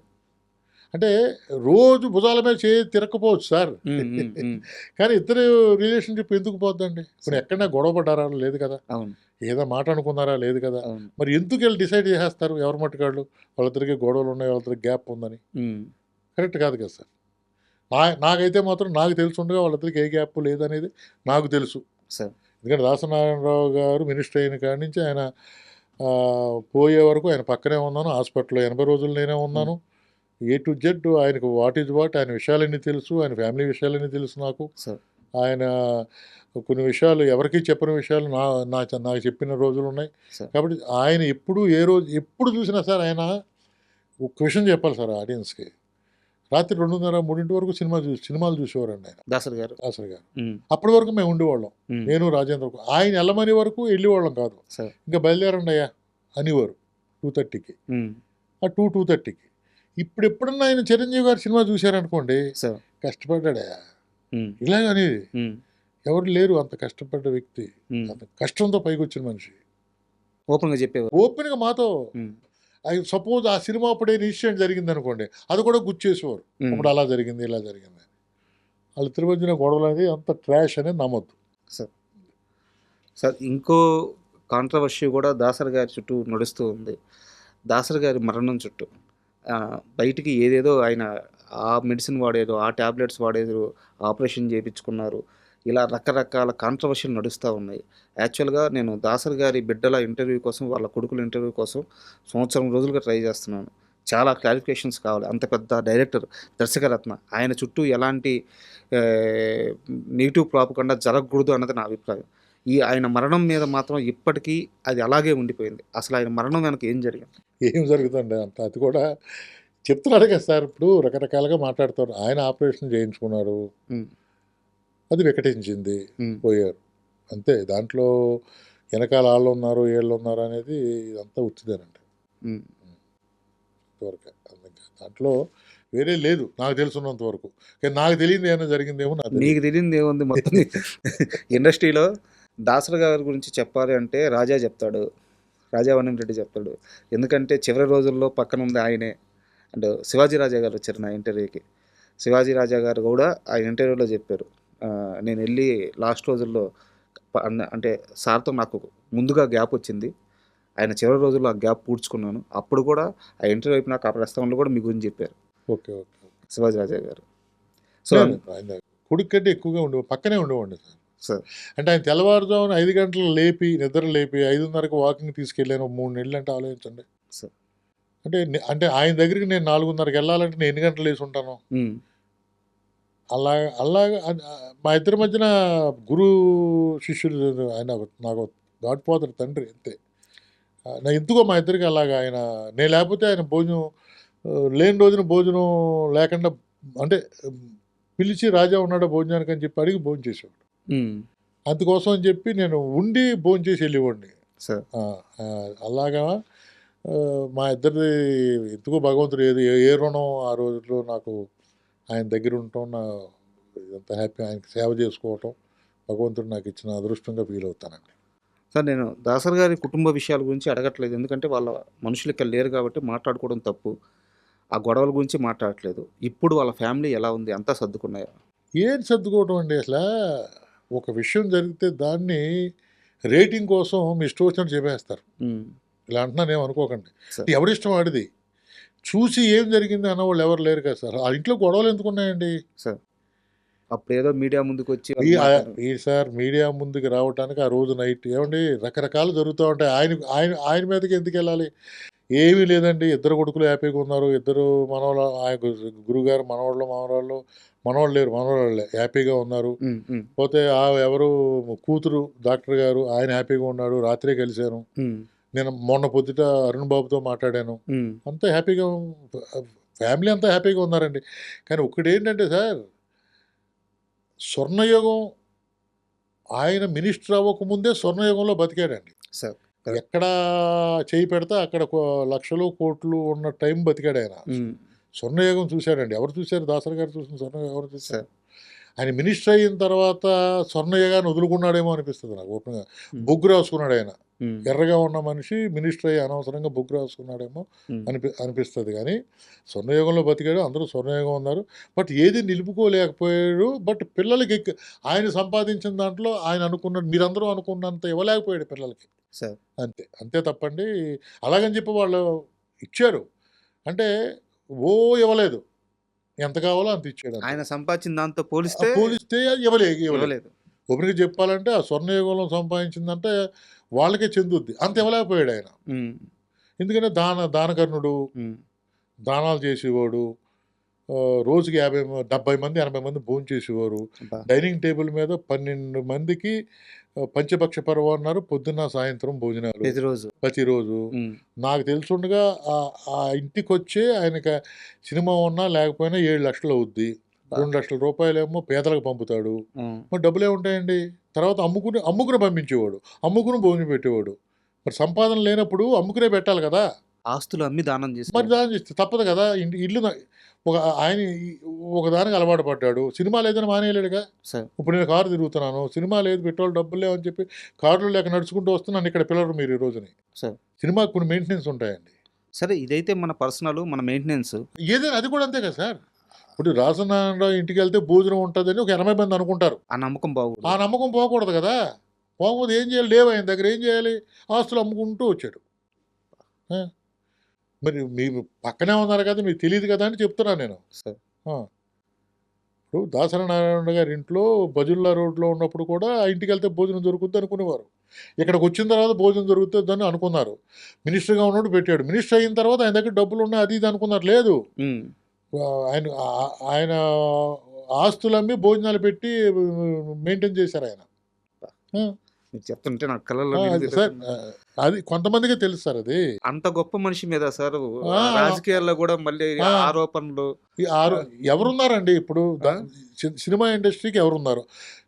సినిమా ఇండస్ట్రీ దాసరి ఉన్నప్పుడు లేనప్పుడు అనే నిర్ధారణ చేసుకుంటే ఉన్నప్పుడు ఏం జరిగింది, లేనప్పుడు ఏం జరుగుతుంది? ఆ దిక్కు లేదు కదా. మరే ఎవరికి దిక్కు లేదయ్యా. దిక్కు అంటే సార్ ఒక పెద్ద లేడు సినిమా ఆ, పెద్ద ఇండస్ట్రీకి. దిక్కే. పెద్ద లేదు. ఉమ్, ఏదైనా ఉంటే చిన్న గొప్ప ఒక చిరంజీవి గారు చూస్తున్నారు తప్పండి. ఆ పెద్ద దిక్కు పోయింది కదా. చిన్న లైట్ బాయ్ దగ్గర నుంచి చచ్చిపోయే అందరికీ. రోజు వరకు ఆ, 26వ తారీఖు ఆయనకి ఆపరేషన్ అయ్యి హాస్పిటల్కి వెళ్ళే వరకు రోజుకి 70-80 మంది భోజనం చేసేవారు. ఉమ్, నెలకి 7 లక్షల రూపాయలు కార్లకి జీతాలకి గీతాలకి అయ్యాయి. 2 లక్షల రూపాయలు పేదవాళ్ళకి పంచిపెట్టేవాడు. ఇది మాత్రం కంపల్సరీగా జరుగుతూ ఉండేది. ఎప్పుడూ మానలేదు. సార్ సినిమా ఉన్నప్పుడు మానలేదు, లేనప్పుడు మానలేదు. ఉన్నంతకాలం సినిమా మీద వచ్చిన కష్టపడ్డ దాంతో పెట్టాడు. సినిమా లేనప్పుడు అమ్మి పెట్టాడు. అది మాత్రం కన్ఫర్మ్. ఆయన సంపాదించిన స్వర్ణయుగంలో సంపాదించిన చూసుకుంటే కొడుకులకి కూతురికి అంత ఇవ్వలేదు, కొంత ఇచ్చాడు ఆయన, ఉమ్, ఇవ్వగలిగాడు. ఇది నాకు తెలుసున్నాయి. ఎందుకంటే నేను ఆయన గురించి ఏం చెప్తాను చెప్పండి. అంటే మీలాంటి పెద్దలతో కూర్చున్నప్పుడు మాకు తెలుస్తుంటాయి సార్ ఇవి. అదే సార్, లేకుంటే మాకు చెప్పేవాళ్ళు ఎవరు ఇవన్నీ? రకరకాలుగా చెప్తారు సార్. ఇప్పుడు మనిషిని మంచి చేసేవాడిని మంచిగా చెప్పుకోవాలి కానీ ఏదన్నా చెడ్డున్నా మంచి చేసేవాడిని ఆ చెడ్డకు ముయ్యాలి. అది చెడ్డేలో ఉండడం మీద చెడ్డనే పేడ పూసేసి సార్ పేడ ఉంది దాని మీద అంటే మనం ఏం చేయలేం కదా. జగత్ బాబు గారితో మీ గొడవ ఏంటి? గొడవ ఉమ్, జగత్ బాబుకి మీకు గ్యాప్ రాలేదా చి సినిమా అయిపోయిన తర్వాత? ఏ సినిమా? మీ సెకండ్ సినిమా అయిపోయిన తర్వాత కొత్తగా వింటున్నాను. మీరేమైనా విన్నారా? చెప్పండి ఏదైనా వింటే. మీ రెండో సినిమా జగత్ బాబు గారితో అవునండి, 2 సినిమా జాదబాబు శ్రీకాంత్ గారు. చెప్పండి. తర్వాత రెమ్యూనరేషన్ విషయంలో ఏదో గ్యాప్ వచ్చిందని విన్నాను, నిజమా కాదా? అలా ఆయనకి నాకు రికమెండేషన్ ఇవ్వడానికి నా Project- సినిమా కాదు కదా. మీరు నిర్మాత కాదు, ఆ, బట్ మీరు డైరెక్టర్. సినిమాకి ఇష్యూస్ అయినాయి అని చెప్పి విన్నాను, చీ లేదా? ఇప్పటికీ ఆ రోజు ఎంత ప్రేమగా ఉన్నారో ఆయన ఇదే ప్రేమగా మాట్లాడతారు. ఏ రోజు ఏం చేస్తున్నావు, ఉమ్, ఎక్కడ ఉన్నావు, పిల్లలు ఏం చేస్తున్నారు, ఉండేది ఎక్కడ, ఇలాగే మాడతారు ఆయన. సార్. ఎప్పుడు ఫస్ట్ టైం వింటున్నాను గ్యాప్ అనేది, ఫస్ట్ టైం వింటున్నాను. ఇంతవరకు మా ఇద్దరికి ఇండస్ట్రీలో ఎవరితో గ్యాప్ లేదు సార్, నాకు నమ్ముతారా? ఉమ్, ఒక అసిస్టెంట్ డైరెక్టర్తో కానీ, ఒక ఆర్టిస్ట్తో కానీ, ఒక ప్రొడ్యూసర్తో కానీ ఉమ్, ఎవరితో గ్యాప్ లేదు నాకు. సార్. నేను సినిమా చేసినప్పుడు ఎలా మాట్లాడతారో ప్రొడ్యూసర్ ఆర్టిస్టులు, ఉమ్, కనిపించినప్పుడు కూడా అలాగే మాట్లాడతారు. సార్. అది. అండ్ మామూలుగా సినిమాలో ఒక పెద్ద స్టార్ను పెట్టుకొని ఇండస్ట్రీని షేక్ చేయడం వేరు, అవునండి. లేదా ఒక మంచి కథ పెట్టుకొని స్టార్ అంటే పెద్ద పెద్ద ఆర్టిస్టులను పెట్టుకొని ఇండస్ట్రీని షేక్ చేయడం వేరు. ఒకే ఒక్క పాటతో మొత్తం తెలుగు ఇండస్ట్రీని కాకుండా సౌత్ ఇండస్ట్రీని మొత్తం షేక్ చేసేశారు బాబామర్ది సినిమాలో సిల్క్ స్మిత్ సాంగ్. అవునండి. సో ఆ సాంగ్ మేకింగ్ అప్పుడు మీరు ఆ సినిమాకి వర్క్ చేశారు. ఆ సాంగ్ మేకింగ్ అప్పుడు కానీ, ఆ సినిమా చేసేటప్పుడు కానీ, ఈ పాట కొన్ని దశాబ్దాలు నిలబడిపోద్ది, మాస్ ఆడియన్స్లో ఒక ఊపు ఊపేస్తుంది, ఇలాంటి క్యాలిక్యులేషన్స్ ఏమైనా జరిగినాయి మైండ్లో? సరే, ఇది పాట నా చిన్నప్పటి నుంచి వింటున్నానండి. ఏంటంటే ఈ సాంగ్ చెయ్యాలి, సాంగ్ వినిపించాను. సార్. రమేష్ అని చెప్పి ఇంకో కోఆర్డినేటర్ గారు ఉన్నారండి. అప్పుడు ఈ సాంగ్ మా ప్రభల్లో ఉంటుంది, కృష్ణా జిల్లా అని చెప్పి ఆయన పడితే, కాదయ్య బాబు కృష్ణా జిల్లా అంటే మా భోగం మేళాలు ఉంటాయి కదా ఈస్ట్ గోదావరిలో, అక్కడ పాడతారని చెప్పి పాట వినిపించాం. ఓకే, యాజ్ ఇట్ ఈస్గా ఉంటుంది సార్ అక్కడ ఆ పాట ఇలాగే ఉంటుందా? యాస్టీస్గా ఉండదు, ఉంటాయి, బూత్ ఉంటుంది, ఓకే. దాంట్లో బూత్ ఉంటుంది, పచ్చి బూత్ ఉంటుంది, భోగం మేళాలో పాడే. భోగం మేళ పచ్చి బూత్ ఉంటుంది. బూత్ తర్వాత ఆ పాట ఉంటుంది అనుకుంటే, ఈ పాట మోహన్ గారికి నచ్చింది. అలాగే మోహన్ గారి పార్ట్నర్ ఉన్నారు సీఎం కృష్ణ గారు అని, సార్. ఇద్దరికి నచ్చి ఈ పాట చేయాలని చెప్పి కోటితో చెప్పారు. కోటి అంత ఇంట్రెస్ట్ చూపించలేదు అప్పుడు, కోటి గారు రాజు గారు అంత ఇంట్రెస్ట్ లేదు, చూపించలా. లేదు లేదు చాలా బాగుంటుంది, దీన్ని ఏ విధంగా చేయాలని చెప్పి మోహన్ గారు పట్టుబడి మోహన్ గారు చేయించారండి. అది ప్రపంచాన్ని ఊపేసింది, ఇప్పటికీ ఊపుతుంది. అదే సార్. సిల్క్ స్మిత గారు ఎలా ఉండేవారు సార్ సెట్? అయ్యో, నేనంటే చాలా ప్రాణం అండి ఆవిడకి, చాలా అసలు లెలిన్ అనేది ఆవిడ, నన్ను ఎందుకని తెలియదు. గెడ్డమది చూసి లెలిన్ బాగున్నావా అనేది, వచ్చేటప్పుడు భుజం మీద చేసి సెట్లో తీసుకుంటూ వెళ్ళేది ఆవిడ. ఆవిడ ఫస్ట్ డబ్బింగ్ చెప్పమని అడిగారు మోహన్ గారు. నేను చెప్పలేను సార్ డబ్బింగు, రాజా నువ్వు దగ్గరుంటావా, నువ్వు చెప్పిస్తే నేను చెప్తాను. అమ్మాయి మాడ్యులేషన్ ఎవరు చెప్పక్కర్లేదండి, అమ్మాయి ఒరిజినల్గా మాట్లాడిన మాటలే ఇవి, సినిమా కోసం మాట్లాడిన మాటలే కాదు, మామూలుగానే అలాగే మాట్లాడతావు. లేదమ్మా నువ్వు మాట్లాడితే చాలా బాగుంటుంది, నిజంగానా రాజా, నాకు చాలా ఇష్టంగా ఉంటుందండి ఆవిడ. అంతే, ఒక ఓపెన్గా చెప్పాలంటే ఒక బ్రదర్ ఎఫెక్షన్ కంటే ఎక్కువగా ఉండేది. సెట్లో రాగానే ఎక్కడ రాజా ఎక్కడైనా భుజం పిలిపించుకుని అంత మాట్లాడి, ఆ రోజు సీన్ గురించి మాట్లాడి ఎలా చేద్దాం ఏం చేద్దాం అని కూడా డిస్కస్ చేసేది. అంటే నేను స్టేజ్ నుంచి వచ్చానని తెలుసు ఆవిడకి. దాంతో ఎక్కడో ఒక సాఫ్ట్ కార్నర్, అతను బాగా చేస్తున్నాడు కదా అనుకుందో ఏమన్నా, బాగా ఇదిగా ఉండదు, బ్రదర్ కంటే ఎక్కువ చూసుకునేదండి ఆవిడ. ఆ సిచ్యువేషన్లో నేను చెప్పిస్తాను అమ్మా, మీరు ఓకే అని చెప్పిస్తా అంటే పక్కన కూర్చోబెట్టుకుని, వాళ్ళ హస్బెండ్ కూడా వచ్చారు అప్పుడు, పక్కన ముగ్గురుకు 3 చైర్లు వేసి, నువ్వు నేను డైలాగ్ ఎప్పుడు చెప్పాలి అప్పుడు ఇలా టచ్ చేయనేది, టచ్ చేస్తే డైలాగ్ చెప్పింది. 3 days అండి, 3 days 2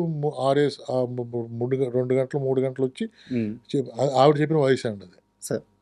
అండ్ సిల్క్ స్మిత గురించే వారి గురించే ఒక మాట విన్నాను, సెట్లో కొంతమందితో మాత్రమే ఆమె కంఫర్ట్గా ఉంటుంది, వాళ్ళని మాత్రం ఎంత దగ్గరికైనా రానిస్తుంది, ఎంత బాగైనా ఉంటుంది, తనకి కంఫర్ట్ లేని మనుషుల్ని చాలా దూరం పెట్టద్ది, వాళ్ళని మాత్రం దగ్గరికి రానిదు, చాలా కోపంగా ఉంటుంది అని చెప్పిన, నిజమేనా ఇది? కంఫర్ట్ కాదండి అసలు, అది ఎవరిని పలకరించదు ఆవిడ.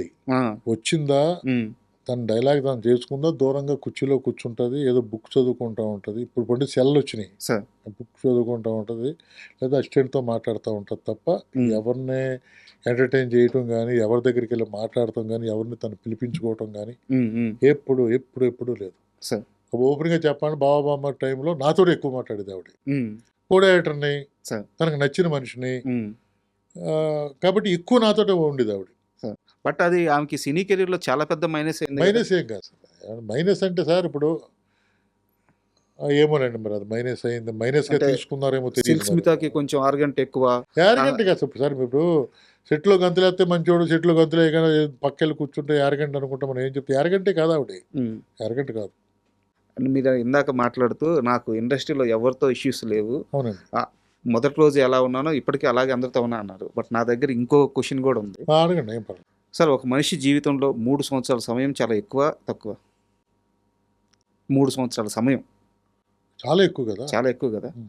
ఒక హీరో వల్ల, అంటే ఆ హీరో వల్ల నేను చెప్పను, ఒక హీరోని నమ్మి ట్రావెల్ అవ్వాలని 3 సంవత్సరాల సమయం మీరు లాస్ అవ్వలేదా?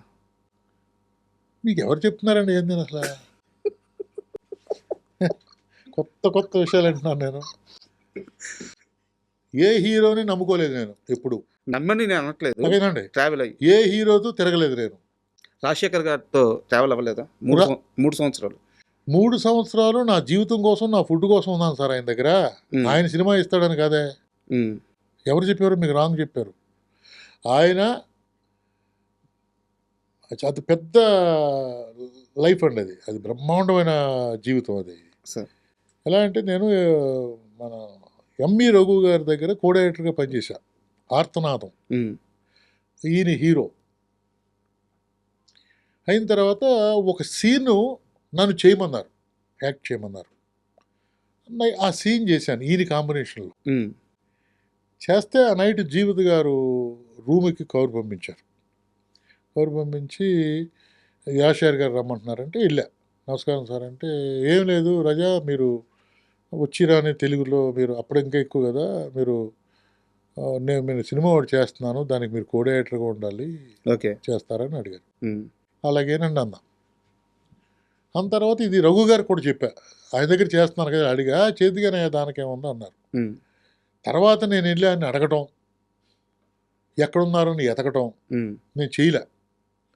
ఒకరోజు నేను పాండే బజార్లో భోజనం చేసి నడుచుకుంటూ వస్తుంటే జనరేటర్ ఉంది అక్కడ, అంటే రన్ అవుతుంది జనరేటర్. దాని నుంచి వైర్ పైకి వెళ్ళింది 5th ఫ్లోర్కి. ఉమ్, షూటింగ్ జరుగుతుందని చెప్పి ఇలా చూసి నడుచుకుంటూ వెళ్తే క్లాప్స్ కనిపించినాయి. సార్. రాజశేఖర్ గారు ఉమ్, పిలవడం. పరిగెత్తుకుంటా, ఏం సార్ ఏమైపోయారు సార్, ఎక్కడే కనిపించట్లేదు అన్నారు. లేదు సార్, ఇలాగా మీకు చెప్పాను కదా మీకు చేయమని చెప్పి. ఆయన మగాడ్ అనే సినిమా చేస్తున్నాడు. సార్. అప్పటికి గుణశేఖర్ గారు చేసి బయటకు వచ్చేసారు. ఉమ్, ఆ ప్లేస్ ఖాళీగా ఉంది, ఉమ్, మీరు ఈ ప్లేసు చేస్తారా అని అడిగారు. ఓకే. అక్కడి నుంచి 3 సంవత్సరాలు ఆయనతో ఉన్నమాట నిజం. ఉమ్, నా అసిస్టెంట్ డైరెక్టర్ కోసం అండి. ఆయన అప్పుడే నేను డైరెక్షన్ ఎలా చేస్తాను, సార్. నాకు టైం ఉంది ఇంకా చేయాలి, సబ్జెక్ట్ చేయాలి. ఇప్పుడు లేక కంగారు పడతలేదు సార్, కంగారు పడేవాళ్ళం కాదు. ఉమ్, ఒక 10 సినిమాలు చేయాలి, ఎక్స్పీరియన్స్ సంపాదించాలి, అప్పుడు డైరెక్షన్ చేయాలన్న ఉద్దేశంతో ఉంటాం. కానీ సార్. వెంటనే చేసేయాలి, ఉమ్, లేకపోతే ఈ పొట్టగొట్టి మనం వెళ్ళిపోవాలి. అది ఇప్పుడు ఏమైపోయిందంటే డైరెక్ట్గా ప్రొడ్యూసర్గా పెట్టేసేసి మా వాళ్ళు ముందుకు వెళ్ళి 2-3 కేసులు కూడా చూశాను నేను. నా దగ్గరికి వచ్చినటువంటి మీరు కేసులు. ఎలాగో ఈసీ మెంబర్ కదా అక్కడ, డైరెక్టర్స్ అవునండి, అసోసియేషన్ చూస్తుంటారు. ఇవి కూడా చూశాను నేను. ఆ.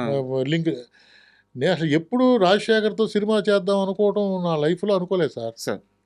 ఆయన కనుక ఈ పిలిచి ఇచ్చుంటే చేద్దునేమో తప్ప. ఉమ్, అది మగాడు చేశా. మగాడులో ఆయన కాలు ఇరిగిపోయింది. ఉమ్, అప్పటి నుంచి నేను ఆయనకు ఇంట్లో ఫ్యామిలీ మెంబర్స్ అయిపోయాం. సార్. ఆయన ఇంట్లో కదండి, వాళ్ళ నాన్నగారికి నేను ఫ్యామిలీ వాళ్ళ అమ్మగారికి ఫ్యామిలీ, వాళ్ళ తమ్ముడికి గుణాకి ఫ్యామిలీ మెంబర్ని అయిపోయాను. అయిపోవటం ఏంటండి, నాకు ఇంపార్టెంట్ పర్సన్కి ఉద్యోగ నిమిత్తం వాళ్ళ ఫాదర్ దగ్గరికి వెళ్ళి ఉద్యోగం వేయించాను. ఉద్యోగం సస్పెండ్ అంటే నాకు ఎంత పేరు ఉండేదో ఒకసారి ఆలోచించండి. రాజశేఖర్ గారి గురించి సరే మీరు ఎంత మంచిగా చెప్పారు, మంచిగా మంచి రిలేషన్ అని చెప్పారు. మంచి రిలేషన్ అండి. తర్వాత వాళ్ళ ఇంట్లో ఫ్యామిలీ మెంబర్ని అయిపోయాను నేను. ఉమ్, ఉమ్, అంటే సార్ నన్ను ఎవరు కాదనుకోరు సార్. ఉమ్, నేను దాసరి గారి ఇంట్లో, మోహన్ గారి ఇంట్లో, ఇప్పుడు రాజశేఖర్ గారి ఇంట్లో చేస్తున్నప్పుడు వాళ్ళ మదరు ఫాదరు నన్ను కూర్చోబెట్టి మాట్లాడుకునేవారు.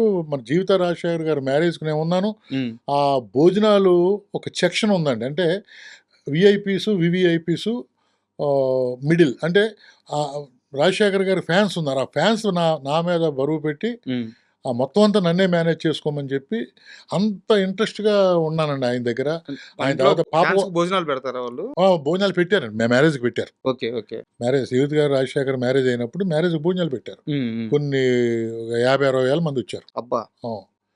అక్కడ ఆయన ఉన్న ఫ్యాన్స్ అందరూ. ఉమ్, అలాగా ఆయనతో ఎప్పుడు నాకు తర్వాత పాప కోసం చేశానండి. ఆయనతో పాప కోసం చేశాను, మగాడు పాప కోసం ఉమ్, ఆర్తనాదం. ఆయనతో చేసిన తర్వాత ఎప్పుడు ఆయన డైరెక్షన్ ఇస్తానన్న ఆయన అనలేదు, నేను అడగలేదు. ఉమ్, ఉమ్, అంటే అప్పుడు చేసి అంటే అంత నేను చెయ్యాలి, అయిపోయింది, నేను అంత నేర్చేసుకున్నాను అని ఎప్పుడు అనుకోలేదండి. ఇప్పటికీ నేర్చుకోవాల్సింది అందుబాటు. ఇంత ప్రయాణం ఉంది కదా, హిట్లర్ సినిమాకి ముందుగా అనుకుంది రాజశేఖర్ గారిని, తర్వాత అనుకోకుండా ఆ స్క్రిప్ట్ చిరంజీవి గారి దగ్గరికి వెళ్ళింది అంటారు. అంత ఉత్త- నిజంగా రాజశేఖర్ గారిని అప్రోచ్ ఏ అవ్వలేదా? అసలు ఎప్పుడూ చదవలేదు. ఉమ్, ఏమంటే ఎడిటర్ మోహన్ గారు సినిమా చూసిన తర్వాత ఇది చిరంజీవి గారు చేయాలని అనేసుకున్నాడు. ఉమ్, ఇంకా ఎవరొచ్చినా ఆయన ఒప్పుకోడు. ఉమ్, ఆయన మైండ్లోకి ఎవరొచ్చినా అలాగే అన్నాడేమో ఒకవేళ ఉమ్, ఆయన వచ్చి అడిగితే నేను చేస్తానని ఆయన ఉంటే ఉమ్. చేద్దాంలే అని ఉన్నాడేమో. అలాగే మోహన్ బాబు గారు కూడా అన్నారని అంటారు హిట్లర్కి. హిట్లర్కి. ఓకే. కానీ నాకు తెలుసుండగా వాళ్ళిద్దరి దగ్గరికి వెళ్ళినట్టు తెలియదండి. ఆయన దగ్గర ఉండేవాడు 24 గంటలు. ఉమ్, కానీ ఈయన వాళ్ళని సజెస్ట్ చేశారని మాత్రం నేను అనుకోను. ఏదైనా ఫోన్లో వాళ్ళు ఏదన్నా అడిగారా, ఈయన ఏదన్నా అడిగారా అన్న విషయం నాకు తెలియదు. సరే. అది చూడగానే చిరంజీవి గారికి కొత్తగా ఉంటుంది. హిట్లరు, 5 సిస్టర్సు, బరువులు బాధ్యతలు ఉన్న సినిమా. కానీ ఈయన ఇమేజ్కి మించి లేదు, కొత్త ఇమేజీ, ఉమ్, పని చేస్తుందా పని చేయదా, ఉమ్. ఈ డిస్కషన్ జరిగినాయి, పని చేస్తుందని చెప్పి ఆయన సుదీర్ఘమైనటువంటి నమ్మకం ఓకే. అది. సార్, యాక్చువల్గా కొన్ని నెలల క్రితం నేను హీరో సుమన్ గారిని ఇంటర్వ్యూ చేశాను. సుమన్ గారిని ఇంటర్వ్యూ చేసేటప్పుడు ఆయన కృష్ణరాజు గారి గురించి చాలా గొప్పగా చెప్పారు. Yeah. అంటే అసలు ఆ సెట్కి వస్తే భోజనం చెయ్యింది అసలు ఏం మాట్లాడేవారు కాదంట. ముందు భోజనం చెయ్యి, ఇద్దిను అద్దిను, తర్వాతే పని అనేవారంట. సో మీరు ఆ సినిమాకి పనిచేశారు కాబట్టి ఎట్లా ఉండేవారు సెట్లో కానీ కృష్ణరాజు నేను అన్నయ్య అంటాను ఆయన్ని. కృష్ణరాజు గారు? ఎందుకంటే ఆయన ఈ వెస్ట్ గోదావరి ఆయన ఎంపీగా చేశారు. సార్. కానీ నాకు పరిచయం మాత్రం బావబామర్తికే. ఉమ్, ఉమ్, ఒక విషయం చెప్పాలి సార్. ఆయన మొగల్తూరు మహారాజా గారికి మనవడవుతాడు కృష్ణరాజు గారు. కృష్ణరాజు గారు. ఉమ్, మొగల్తూరు మహారాజుకి మా ఫ్యామిలీకి చిన్న ఇది ఉంది, రిలేషన్ ఉంది. ఓకే. మేము నాది 12వ తరం అండి. ఫస్ట్ తరం ఆయన. ఆ, మళ్ళీ ఇది సెపరేట్ సబ్జెక్ట్ అండి. మరి చెప్పండి చెప్పండి, పర్లేదు. ఫస్ట్ తరం ఆయన మొగల్తూరు మహారాజా గారితో చాలా క్లోజ్గా ఉండేవాడు. ఆయన పేరు పేరంటాళ్ళు అండి. కృష్ణా జిల్లా వీళ్ళది, చినకర అగ్రహారం, కృష్ణా జిల్లా. ఉమ్, ఉమ్, అక్కడ నుంచి వీళ్ళు చాలా ఇంటర్వ్యూలో చెప్పానండి, చాలా పెద్ద స్టోరీ అది. వాళ్ళు మా తాతగారికి, అంటే మా తాతగారి 10వ తరం తాతగారికి మొగల్తూరు మహారాజా గారికి మధ్యలో ఒక ఫ్రెండ్షిప్ ఉంది. ఓకే. ఆ ఫ్రెండ్షిప్ కారణంగానే మాది 3000 ఎకరం అండి. ఉమ్, మొగల్తూరు మహారాజా గారు మా మా ముత్తాతలకు రాసి ఇచ్చారు. ఉమ్. 3000 ఎకరం, 3000 ఎకరాల పొలం. 3000 ఎకరాలు. ఉమ్, వాళ్ళ దానికోసం ఇక్కడ షిఫ్ట్ అవ్వమని రిక్వెస్ట్ చేస్తే ఆయన షిఫ్ట్ అయ్యారు. ఉమ్, ముగ్గురు బ్రదర్స్లో ఒక బ్రదర్ ఇక్కడ షిఫ్ట్ అయ్యారు. ఓకే. ఇది చాలా ఇంటర్వ్యూలో ఉంది, మళ్ళీ చెప్తే మళ్ళీ రొటీన్ అవుద్దని చెప్పట్లా. సార్. ఈ విషయం ఆయన చెప్పాను ఇలా కృష్ణరాజు. కృష్ణరాజు గారికి, ఇలా జరిగిందట. అవునయ్యా, నేను విన్నాను, బహుశా మా ఇంట్లో పుస్తకాలు ఉండాలి, దాంట్లో కూడా ఉన్నట్టుంది, వెతుకుతానని చెప్పి వెతికారు కానీ దొరకలేదండి. ఓకే. కానీ ఆయన చెప్పిన తర్వాత నాకు, అంటే వాళ్ళు చాలామందికి చేశారు. సార్. మొగల్తూరు మహారాజు గారు అసలు మొగల్తూరులో టంకశాల ఉంది, ఎవరికైనా తెలుసా? ఐడియా లేదు సార్. ఆ టంకశాల ఉంది అక్కడ. ఇప్పుడు మన హైదరాబాద్లో టంకశాల ఉంది కదా, సార్. అది అక్కడ ఉంది. ఓకే. ఒక 800 సంవత్సరాల క్రితం అక్కడ ఉంది, ఓకే. టంకశాల ఉంది. ఆయన ఆధ్వర్యంలోనే ముద్రయ్యి. అంటే రాజులంటే వీళ్ళు మామూలు రాజులు కాదు, చాలా అయ్యో పెద్ద. సార్, అది అక్కడి నుంచి ఇది చెప్పిన తర్వాత ఆయనకి నేను క్లోజ్ అయ్యానండి. సార్. ఆయన ఎటువంటి వాడు అంటే సార్, సూర్యవంశరాజులు అంటారు. సార్. రాజుల్లో సూర్యవంశరాజులు, చంద్రవంశరాజులు ఇలా అంటారు కదా. సార్. ఒక రాజుగా నేను పెరిగింది చేసింది మా ఊరంతా రాజుల మధ్యనే ఉంటాం. రాజుల్ని వరుసలు పెట్టి చిన్నాన్న, మావయ్య, పెదనాన్నని పిలుచుకుంటూ ఉంటాం. కానీ కృష్ణరాజు గారిలో రాజుల్లో సహజ గుణంతో పాటు ఎక్స్ట్రా గుణం ఏంటంటే, మా కో డైరెక్టరు అనే వాచ్ బాగుంది అన్నాడు. ఉమ్, ఇలా తీసి వాచ్ ఇచ్చేసాడు. అబ్బా. ఆయన ఏదన్నా బాగుందంటే ఇచ్చేస్తాడు తీసుకుని. ఆ, ఇంకెంతకంటే ఏం చెప్పను మీకు నేను. ఇంకోటి, స్పెషల్ భోజనం వచ్చింది ఇంటికాడ నుంచి సార్. ఒక 20 మందికి. 20 మందికి. 20 మంది తింటారు అది. అంటే సార్, రైస్ అక్కడే ఉంటుంది కదా. చేపల కూర వచ్చిందండి, 10-15 మంది సరిపోద్ది. అబ్బా. రొయ్యల కూర వచ్చింది, 10 మంది సరిపోద్ది. ఆయనతో పాటు కూర్చుని భోజనం చేయాలి. ప్రతిరోజు ఈ ఐటమ్స్ వస్తాయి. ప్రతిరోజు అట్లీస్ట్ 10 మందికి వస్తారు సార్. ఆ, ఏదైనా స్పెషల్ అయితే 15-20 మందికి వస్తుంది. కానీ ఉమ్, డైరెక్టర్ కంపల్సరీ అక్కడ భోజనం చేయాలి, డైరెక్షన్ డిపార్ట్మెంట్లో అక్కడ భోజనం చేయాలి, ఉమ్, హీరో భోజనం చేయాలి, ఆ రోజు హీరోయిన్ కూడా భోజనం చేయాలి. ఉమ్. అంటే ఇప్పుడు క్యారవాన్లు వచ్చి ఎవరి క్యారేజ్ అక్కడికి వెళ్ళిపోతుంది సార్. సార్. అలా కాదు కదా పూర్వం, ఉమ్. అలా కాదు. సరదాగా భోజనం చేసినప్పుడు కలిసే కూర్చునేవాళ్ళం. అంటే ఇప్పుడు మనకి న్యూస్లో ఎక్కడ పెట్టినా ప్రభాస్ గారి భోజనం, ప్రభాస్ గారు ఆ భోజనం పెడతారు, ఈ ఐటమ్ ఎక్కడ పెట్టాలి. పోతాయి జీన్స్, ఎక్కడ పోతాయి? అది అక్కడి నుంచి అక్కడి వచ్చింది. నుంచి వచ్చింది చిరంజీవి. మన కృష్ణరాజు గారి దగ్గర నుంచి వచ్చిందే కదా! హ్మ్. నే నేను బావబామ్మర్ది చేసినప్పుడల్లా కృష్ణరాజు గారితో నేను చాలా రోజులు భోంచేశాను. "రావయ్య కూర్చో భోంచేయి" అనేవాడు. హ్మ్. హ్మ్. అలాగా ఆ కృష్ణరాజు గారిది అది అది ఒక రాశరికం అండి అది. అదొక పద్ధతి, అదొక మహానుభావుడు. అలా అంటే రాజులు జనరల్‌గా అలా ఉంటారు సార్. సార్. రాజులు జనరల్‌గానే ఆళ్ళ ఫుడ్ పెట్టి చంపేస్తారాళ్ళు. జనరల్‌గా చెప్పాలంటే ఈస్ట్ వెస్ట్ గోదావరిలో రాజులు, కాపులు హ్మ్. ఫుడ్ పెట్టి చంపుతారు. సార్. దాంట్లో కృష్ణరాజు గారైతే అసలా ముందు నుంచి వచ్చిన జీన్స్ అండి అది. ముందు హ్మ్. నుంచి వచ్చిన జీన్స్. మొగల్తూరు మహారాజు దాన్ని బాగా ఎక్కువ చూసుకునేవాడు సార్. కారణం ఏంటంటే ఆ రిలేషన్ ఉంది కదా! సార్. ఇయన్నీ చెప్పాను. హ్మ్. నేను టెంపుల్ కట్టాను సార్. సార్. అవును. అవును. ఆ టెంపుల్ కట్టడానికి కూడా వాళ్ళు పట్టుకొచ్చి పడేసిన రాయికి నేను టెంపుల్ కట్టా. ఓకే. అంటే 300 సంవత్సరాలు 270 సంవత్సరాల తర్వాత హ్మ్. ఆ చెట్టు కింద అక్కడ ఇక్కడ ఉంటే దానికి టెంపుల్ కట్టడం వల్ల కట్టినప్పుడు కూడా చెప్పాను. "ఓసారి వస్తానయ్యా" అని కూడా అన్నాడాయన. హ్మ్. హ్మ్. "ఓసారి వస్తానయ్యా మీ ఊరు వస్తాను ఒకసారి నన్ను తీసుకెళ్ళి గాని. ఆ ఫంక్షన్ రోజున వస్తానన్నాడు." బట్ అది జరగలేదు. సార్ ఒక చిన్న డౌటు. మీరు చెప్పిన మాటల్లో నుంచి ఒక క్వెషనొచ్చింది. మీరేమనుకోనుంటే అడుగుతాను. చెప్పండి. ఇప్పుడు కృష్ణరాజు గారి తాతలు మీ తాతలకి ఒక 3000 ఎకరాలు ఎప్పుడో ఇచ్చారని చెప్పారు. అవునండి. అవునండి. తర్వాత అవన్నీ మీరు నిలబెట్టుకున్నారా? ఎక్కడుందండి ఒక సెంట్ లేదు. ఆ! ఒక్క సెంట్ లేదు. వాళ్ళు దాంతో కట్టిన మండవాలోగిల్లో మా తాతలు ఓసారి సైక్లోన్ వచ్చిందటండి. సార్. పుట్టకొకటో, చెట్టుకొకటో 5 రోజులు సెట్ల్ మీద ఉన్నారంట. హ్మ్. కొంచెం లో మిడిల్ క్లాస్ వాళ్ళు. ఇలా కాదురా అని ముగ్గురు తాతలండి. ఇలా కాదురా అని చెప్పి 1927లో ఒక ఇది కట్టారు. 500 మంది ఎట్ ఏ టైమ్ భోజనానికి లేచిలాగా, ఓకే. సత్రంలా ఏదన్నా పెద్ద సత్రంలాగా, పెద్ద సత్రం. ఏదన్నా ప్రాబ్లమ్ వస్తే మన ఇంటికొచ్చేలాగా. హ్మ్. ఇది కట్టిన తర్వాత 2 సార్లు వచ్చినాయంటండి. అలాగే 500 మందికి ఎంతమంది అంతమంది ఉన్నారు. 4 రోజులు ఇక్కడే భోజనాలు చేశారు. హ్మ్. కానీ నాశనం అయిపోయారండి ఆళ్ళు అది కట్టి. కారణం ఏంటంటే అది వాస్తు లేకుండా ఇష్టం వచ్చినట్టు కట్టేశారట. ఓకే. దాన్ని నేను కాపాడి నేను నాశనం అయిపోయాను. సార్. నేను ఈ తాతలది తాతలు అని చెప్పి నాకు నూరు పోయిచ్చారండి. హ్మ్. ఆ తాతలది నాకెక్కేసింది. ఆళ్ళ పేరు నిలబెట్టాలని మండవాలోగుల్ని 3 సంవత్సరాల వరకు నేనే నిలబెట్టానండి. హ్మ్.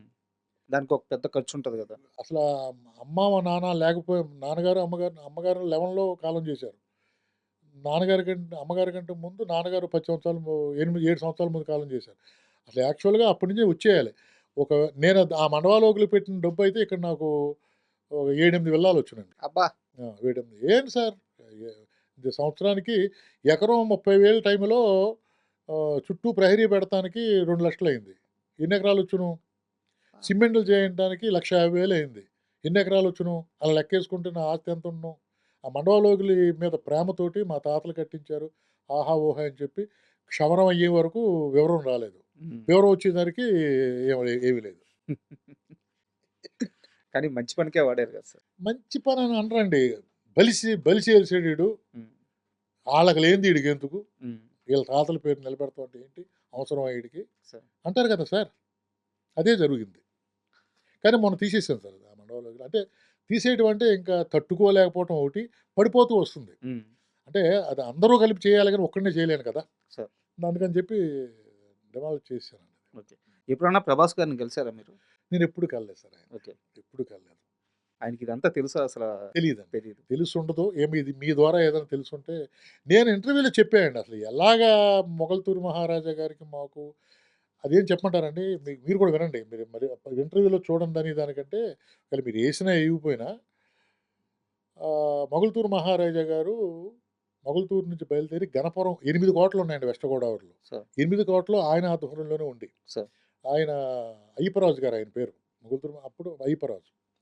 ఆయన ఎళ్తా ఉంటే మధ్యాహ్నం 12 గంటలకి డేరా యేశారు. పల్లకీలో ఎళ్తున్నాడు ఈయన. హ్మ్. గిర్రాలతో వచ్చారు. నలుగురు రాజుగారికి డేరా యేశారు. వాళ్ళు డేరాలో యేసుకున్నారు. ఈయనకి భోజనం పెట్టారు. పడుకొని లేచిన తర్వాత ఒక ముంతలో మజ్జిగొచ్చింది. హ్మ్. ఆ రోజుల్లో ఫ్రిడ్జ్‌లోంచి తీసినట్టు హ్మ్. కొత్తిమీర, ఉల్లిపాయి, పచ్చిమిరపకాయి, జీలకర్ర ఇలాగా అమృతంలాగా ఉందట. తాగాడు. ముంత తాగేశారాయన. హ్మ్. ఆ రోజుల్లో మహానుభావులు 6'5", 6'6" మనుషులు. మా తాతగారే 6'3" అండి. ఆ! వాళ్ళ ఆహార్యం ఆ! అన్నీ వేరు ఉంది గదా! గదా! హ్మ్. ఆయన ఆ పని జూసుకొని వచ్చేటప్పుడు మళ్ళీ అక్కడే డేరా యేసి ఆ మజ్జిగ తెప్పించండన్నారు. హ్మ్. డేరా యేసారు, భోంచేశారు, పడుకున్నారు. మధ్యాహ్నం 3 గంటలకు చూస్తే మజ్జిగ రాలా. హ్మ్. ఏంటి అంటే రంగాచారి గారని చెప్పి ఆయన పిఏ. పిఏ హ్మ్. మీన్స్ మంత్రి అంటాం కదా హ్మ్. ఇప్పుడు. "ఏమయ్యా మజ్జిగ రాలేదంటే" ఆయన ఏదో నసుకుతున్నాడంట. "ఏది నువ్వేం చెప్పంటే" లేదంటే వాళ్ళది ఈ ఊరు కాదండి, కృష్ణా జిల్లా. ఏదో చెప్తుంటే కాదు అర్జెంట్‌గా వెళ్ళిపోయారు. వెళ్ళిపోవడం కాదు, పిలిపించి ఇక్కడే ఉంటున్నాం నైట్ అని చెప్తే వీళ్ళు మళ్ళీ రోడ్డు మీద పడ్డారు. హ్మ్. అప్పటికి ఆయన ఒక 7, 8 కిలోమీటర్లు, 10 కిలోమీటర్లు వెళ్ళిపోయారు. పిలిచారు. పిలిచి అడిగితే ఆయన వచ్చాడట నెక్స్ట్ డే. వచ్చి ఏవండీ మీది ఏ ఊరు అని అడిగాడు. అయితే మా చినకర అగ్రహారం కృష్ణా జిల్లా అండి, మచిలీపట్నం పక్కనే. మీరు ఎందుకు వచ్చారు ఇక్కడికి అంటే అడిగితే మాది ముగ్గురు బ్రదర్స్ అండి. ఒక ఆయనేమో వైద్యుడు, ఒక ఆయనేమో ఉప్పు ట్రాన్స్‌పోర్ట్ హ్మ్. విదేశాలకి.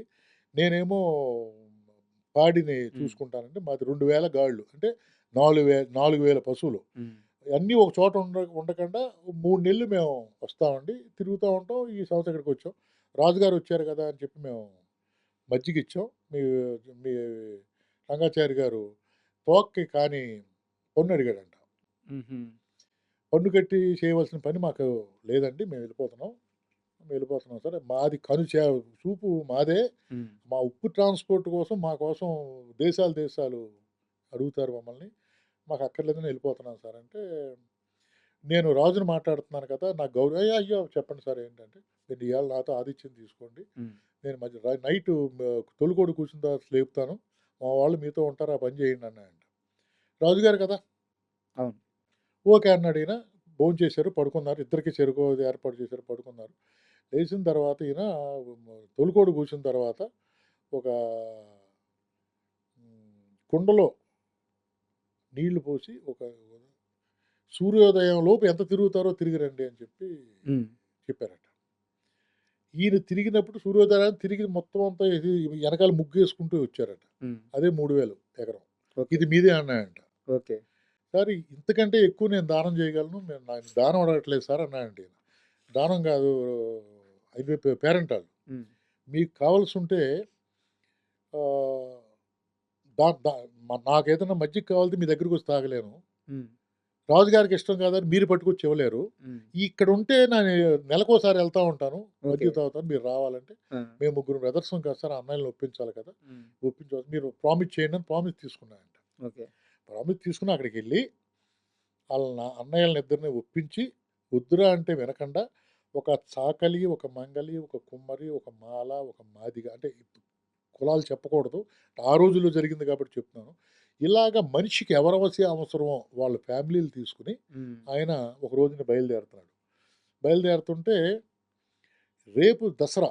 దసరా రోజుని అక్కడ ఎళ్ళిపోవాలి. అక్కడ కొబ్బరికాయ కొట్టాలి. ఇయాల శుక్రవారం రా! ఇయాల ఎళ్ళటం ఏంట్రా?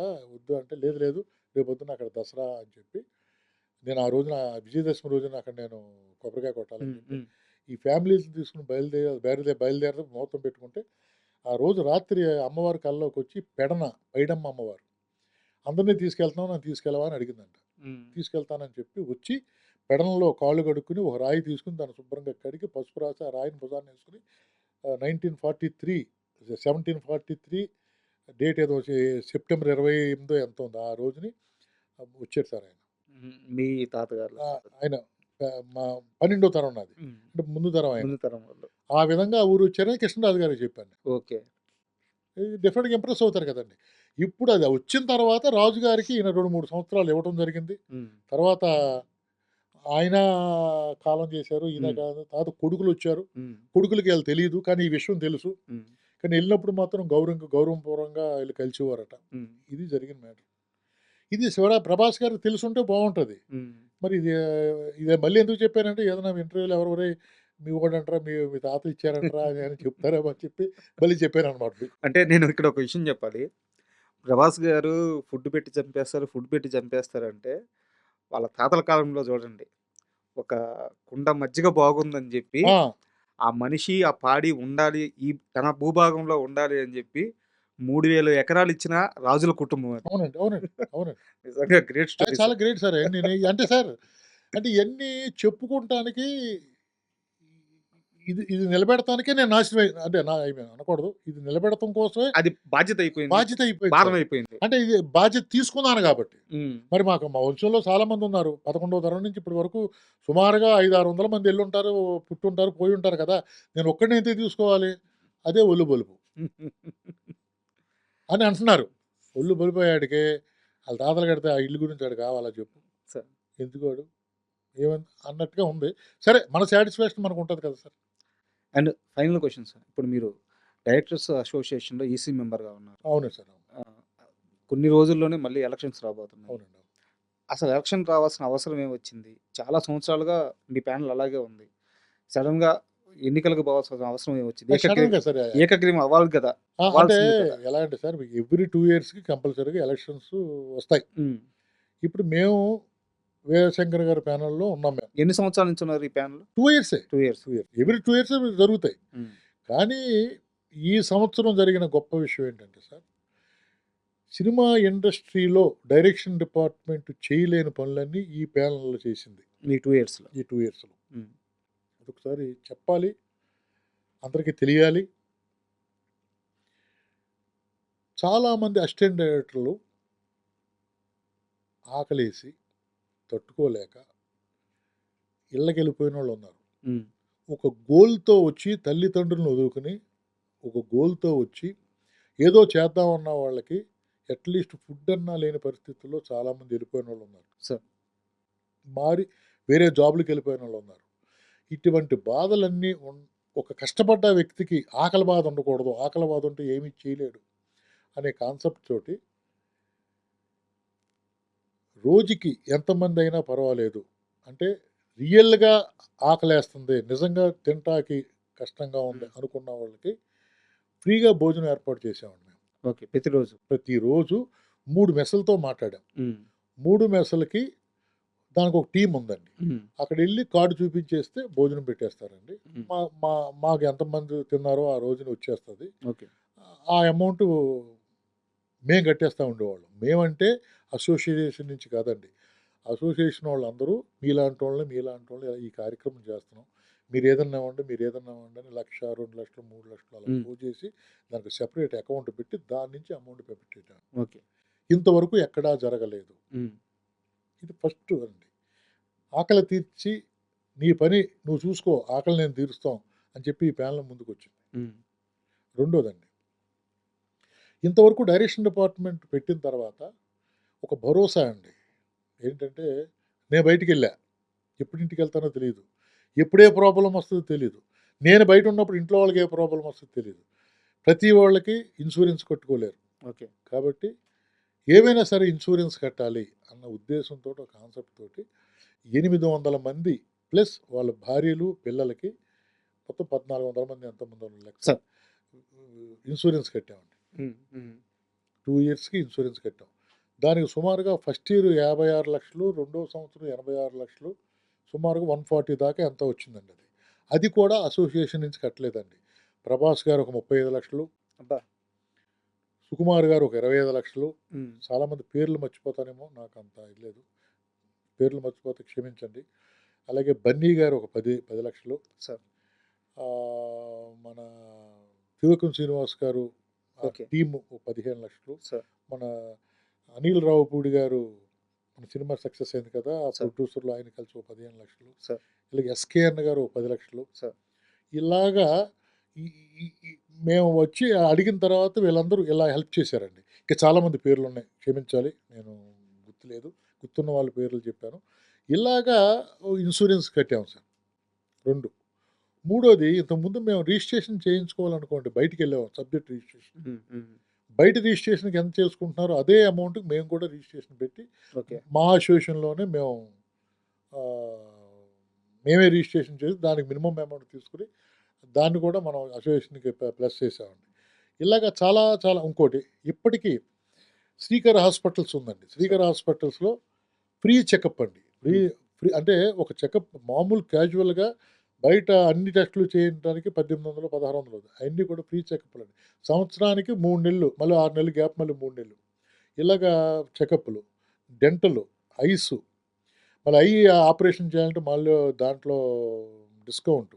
ఇలాగా చాలా చాలా చాలా మంచి పనులు చేశామండి.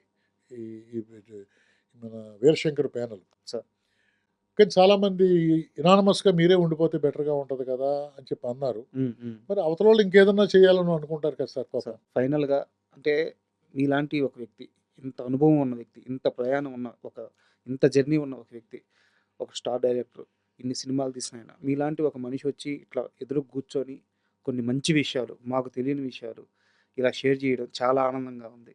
Thank you. నమస్తే సార్. నమస్తే. థ్యాంక్ యూ అండి. మీ ఆడియన్స్ అందరికీ నమస్తే.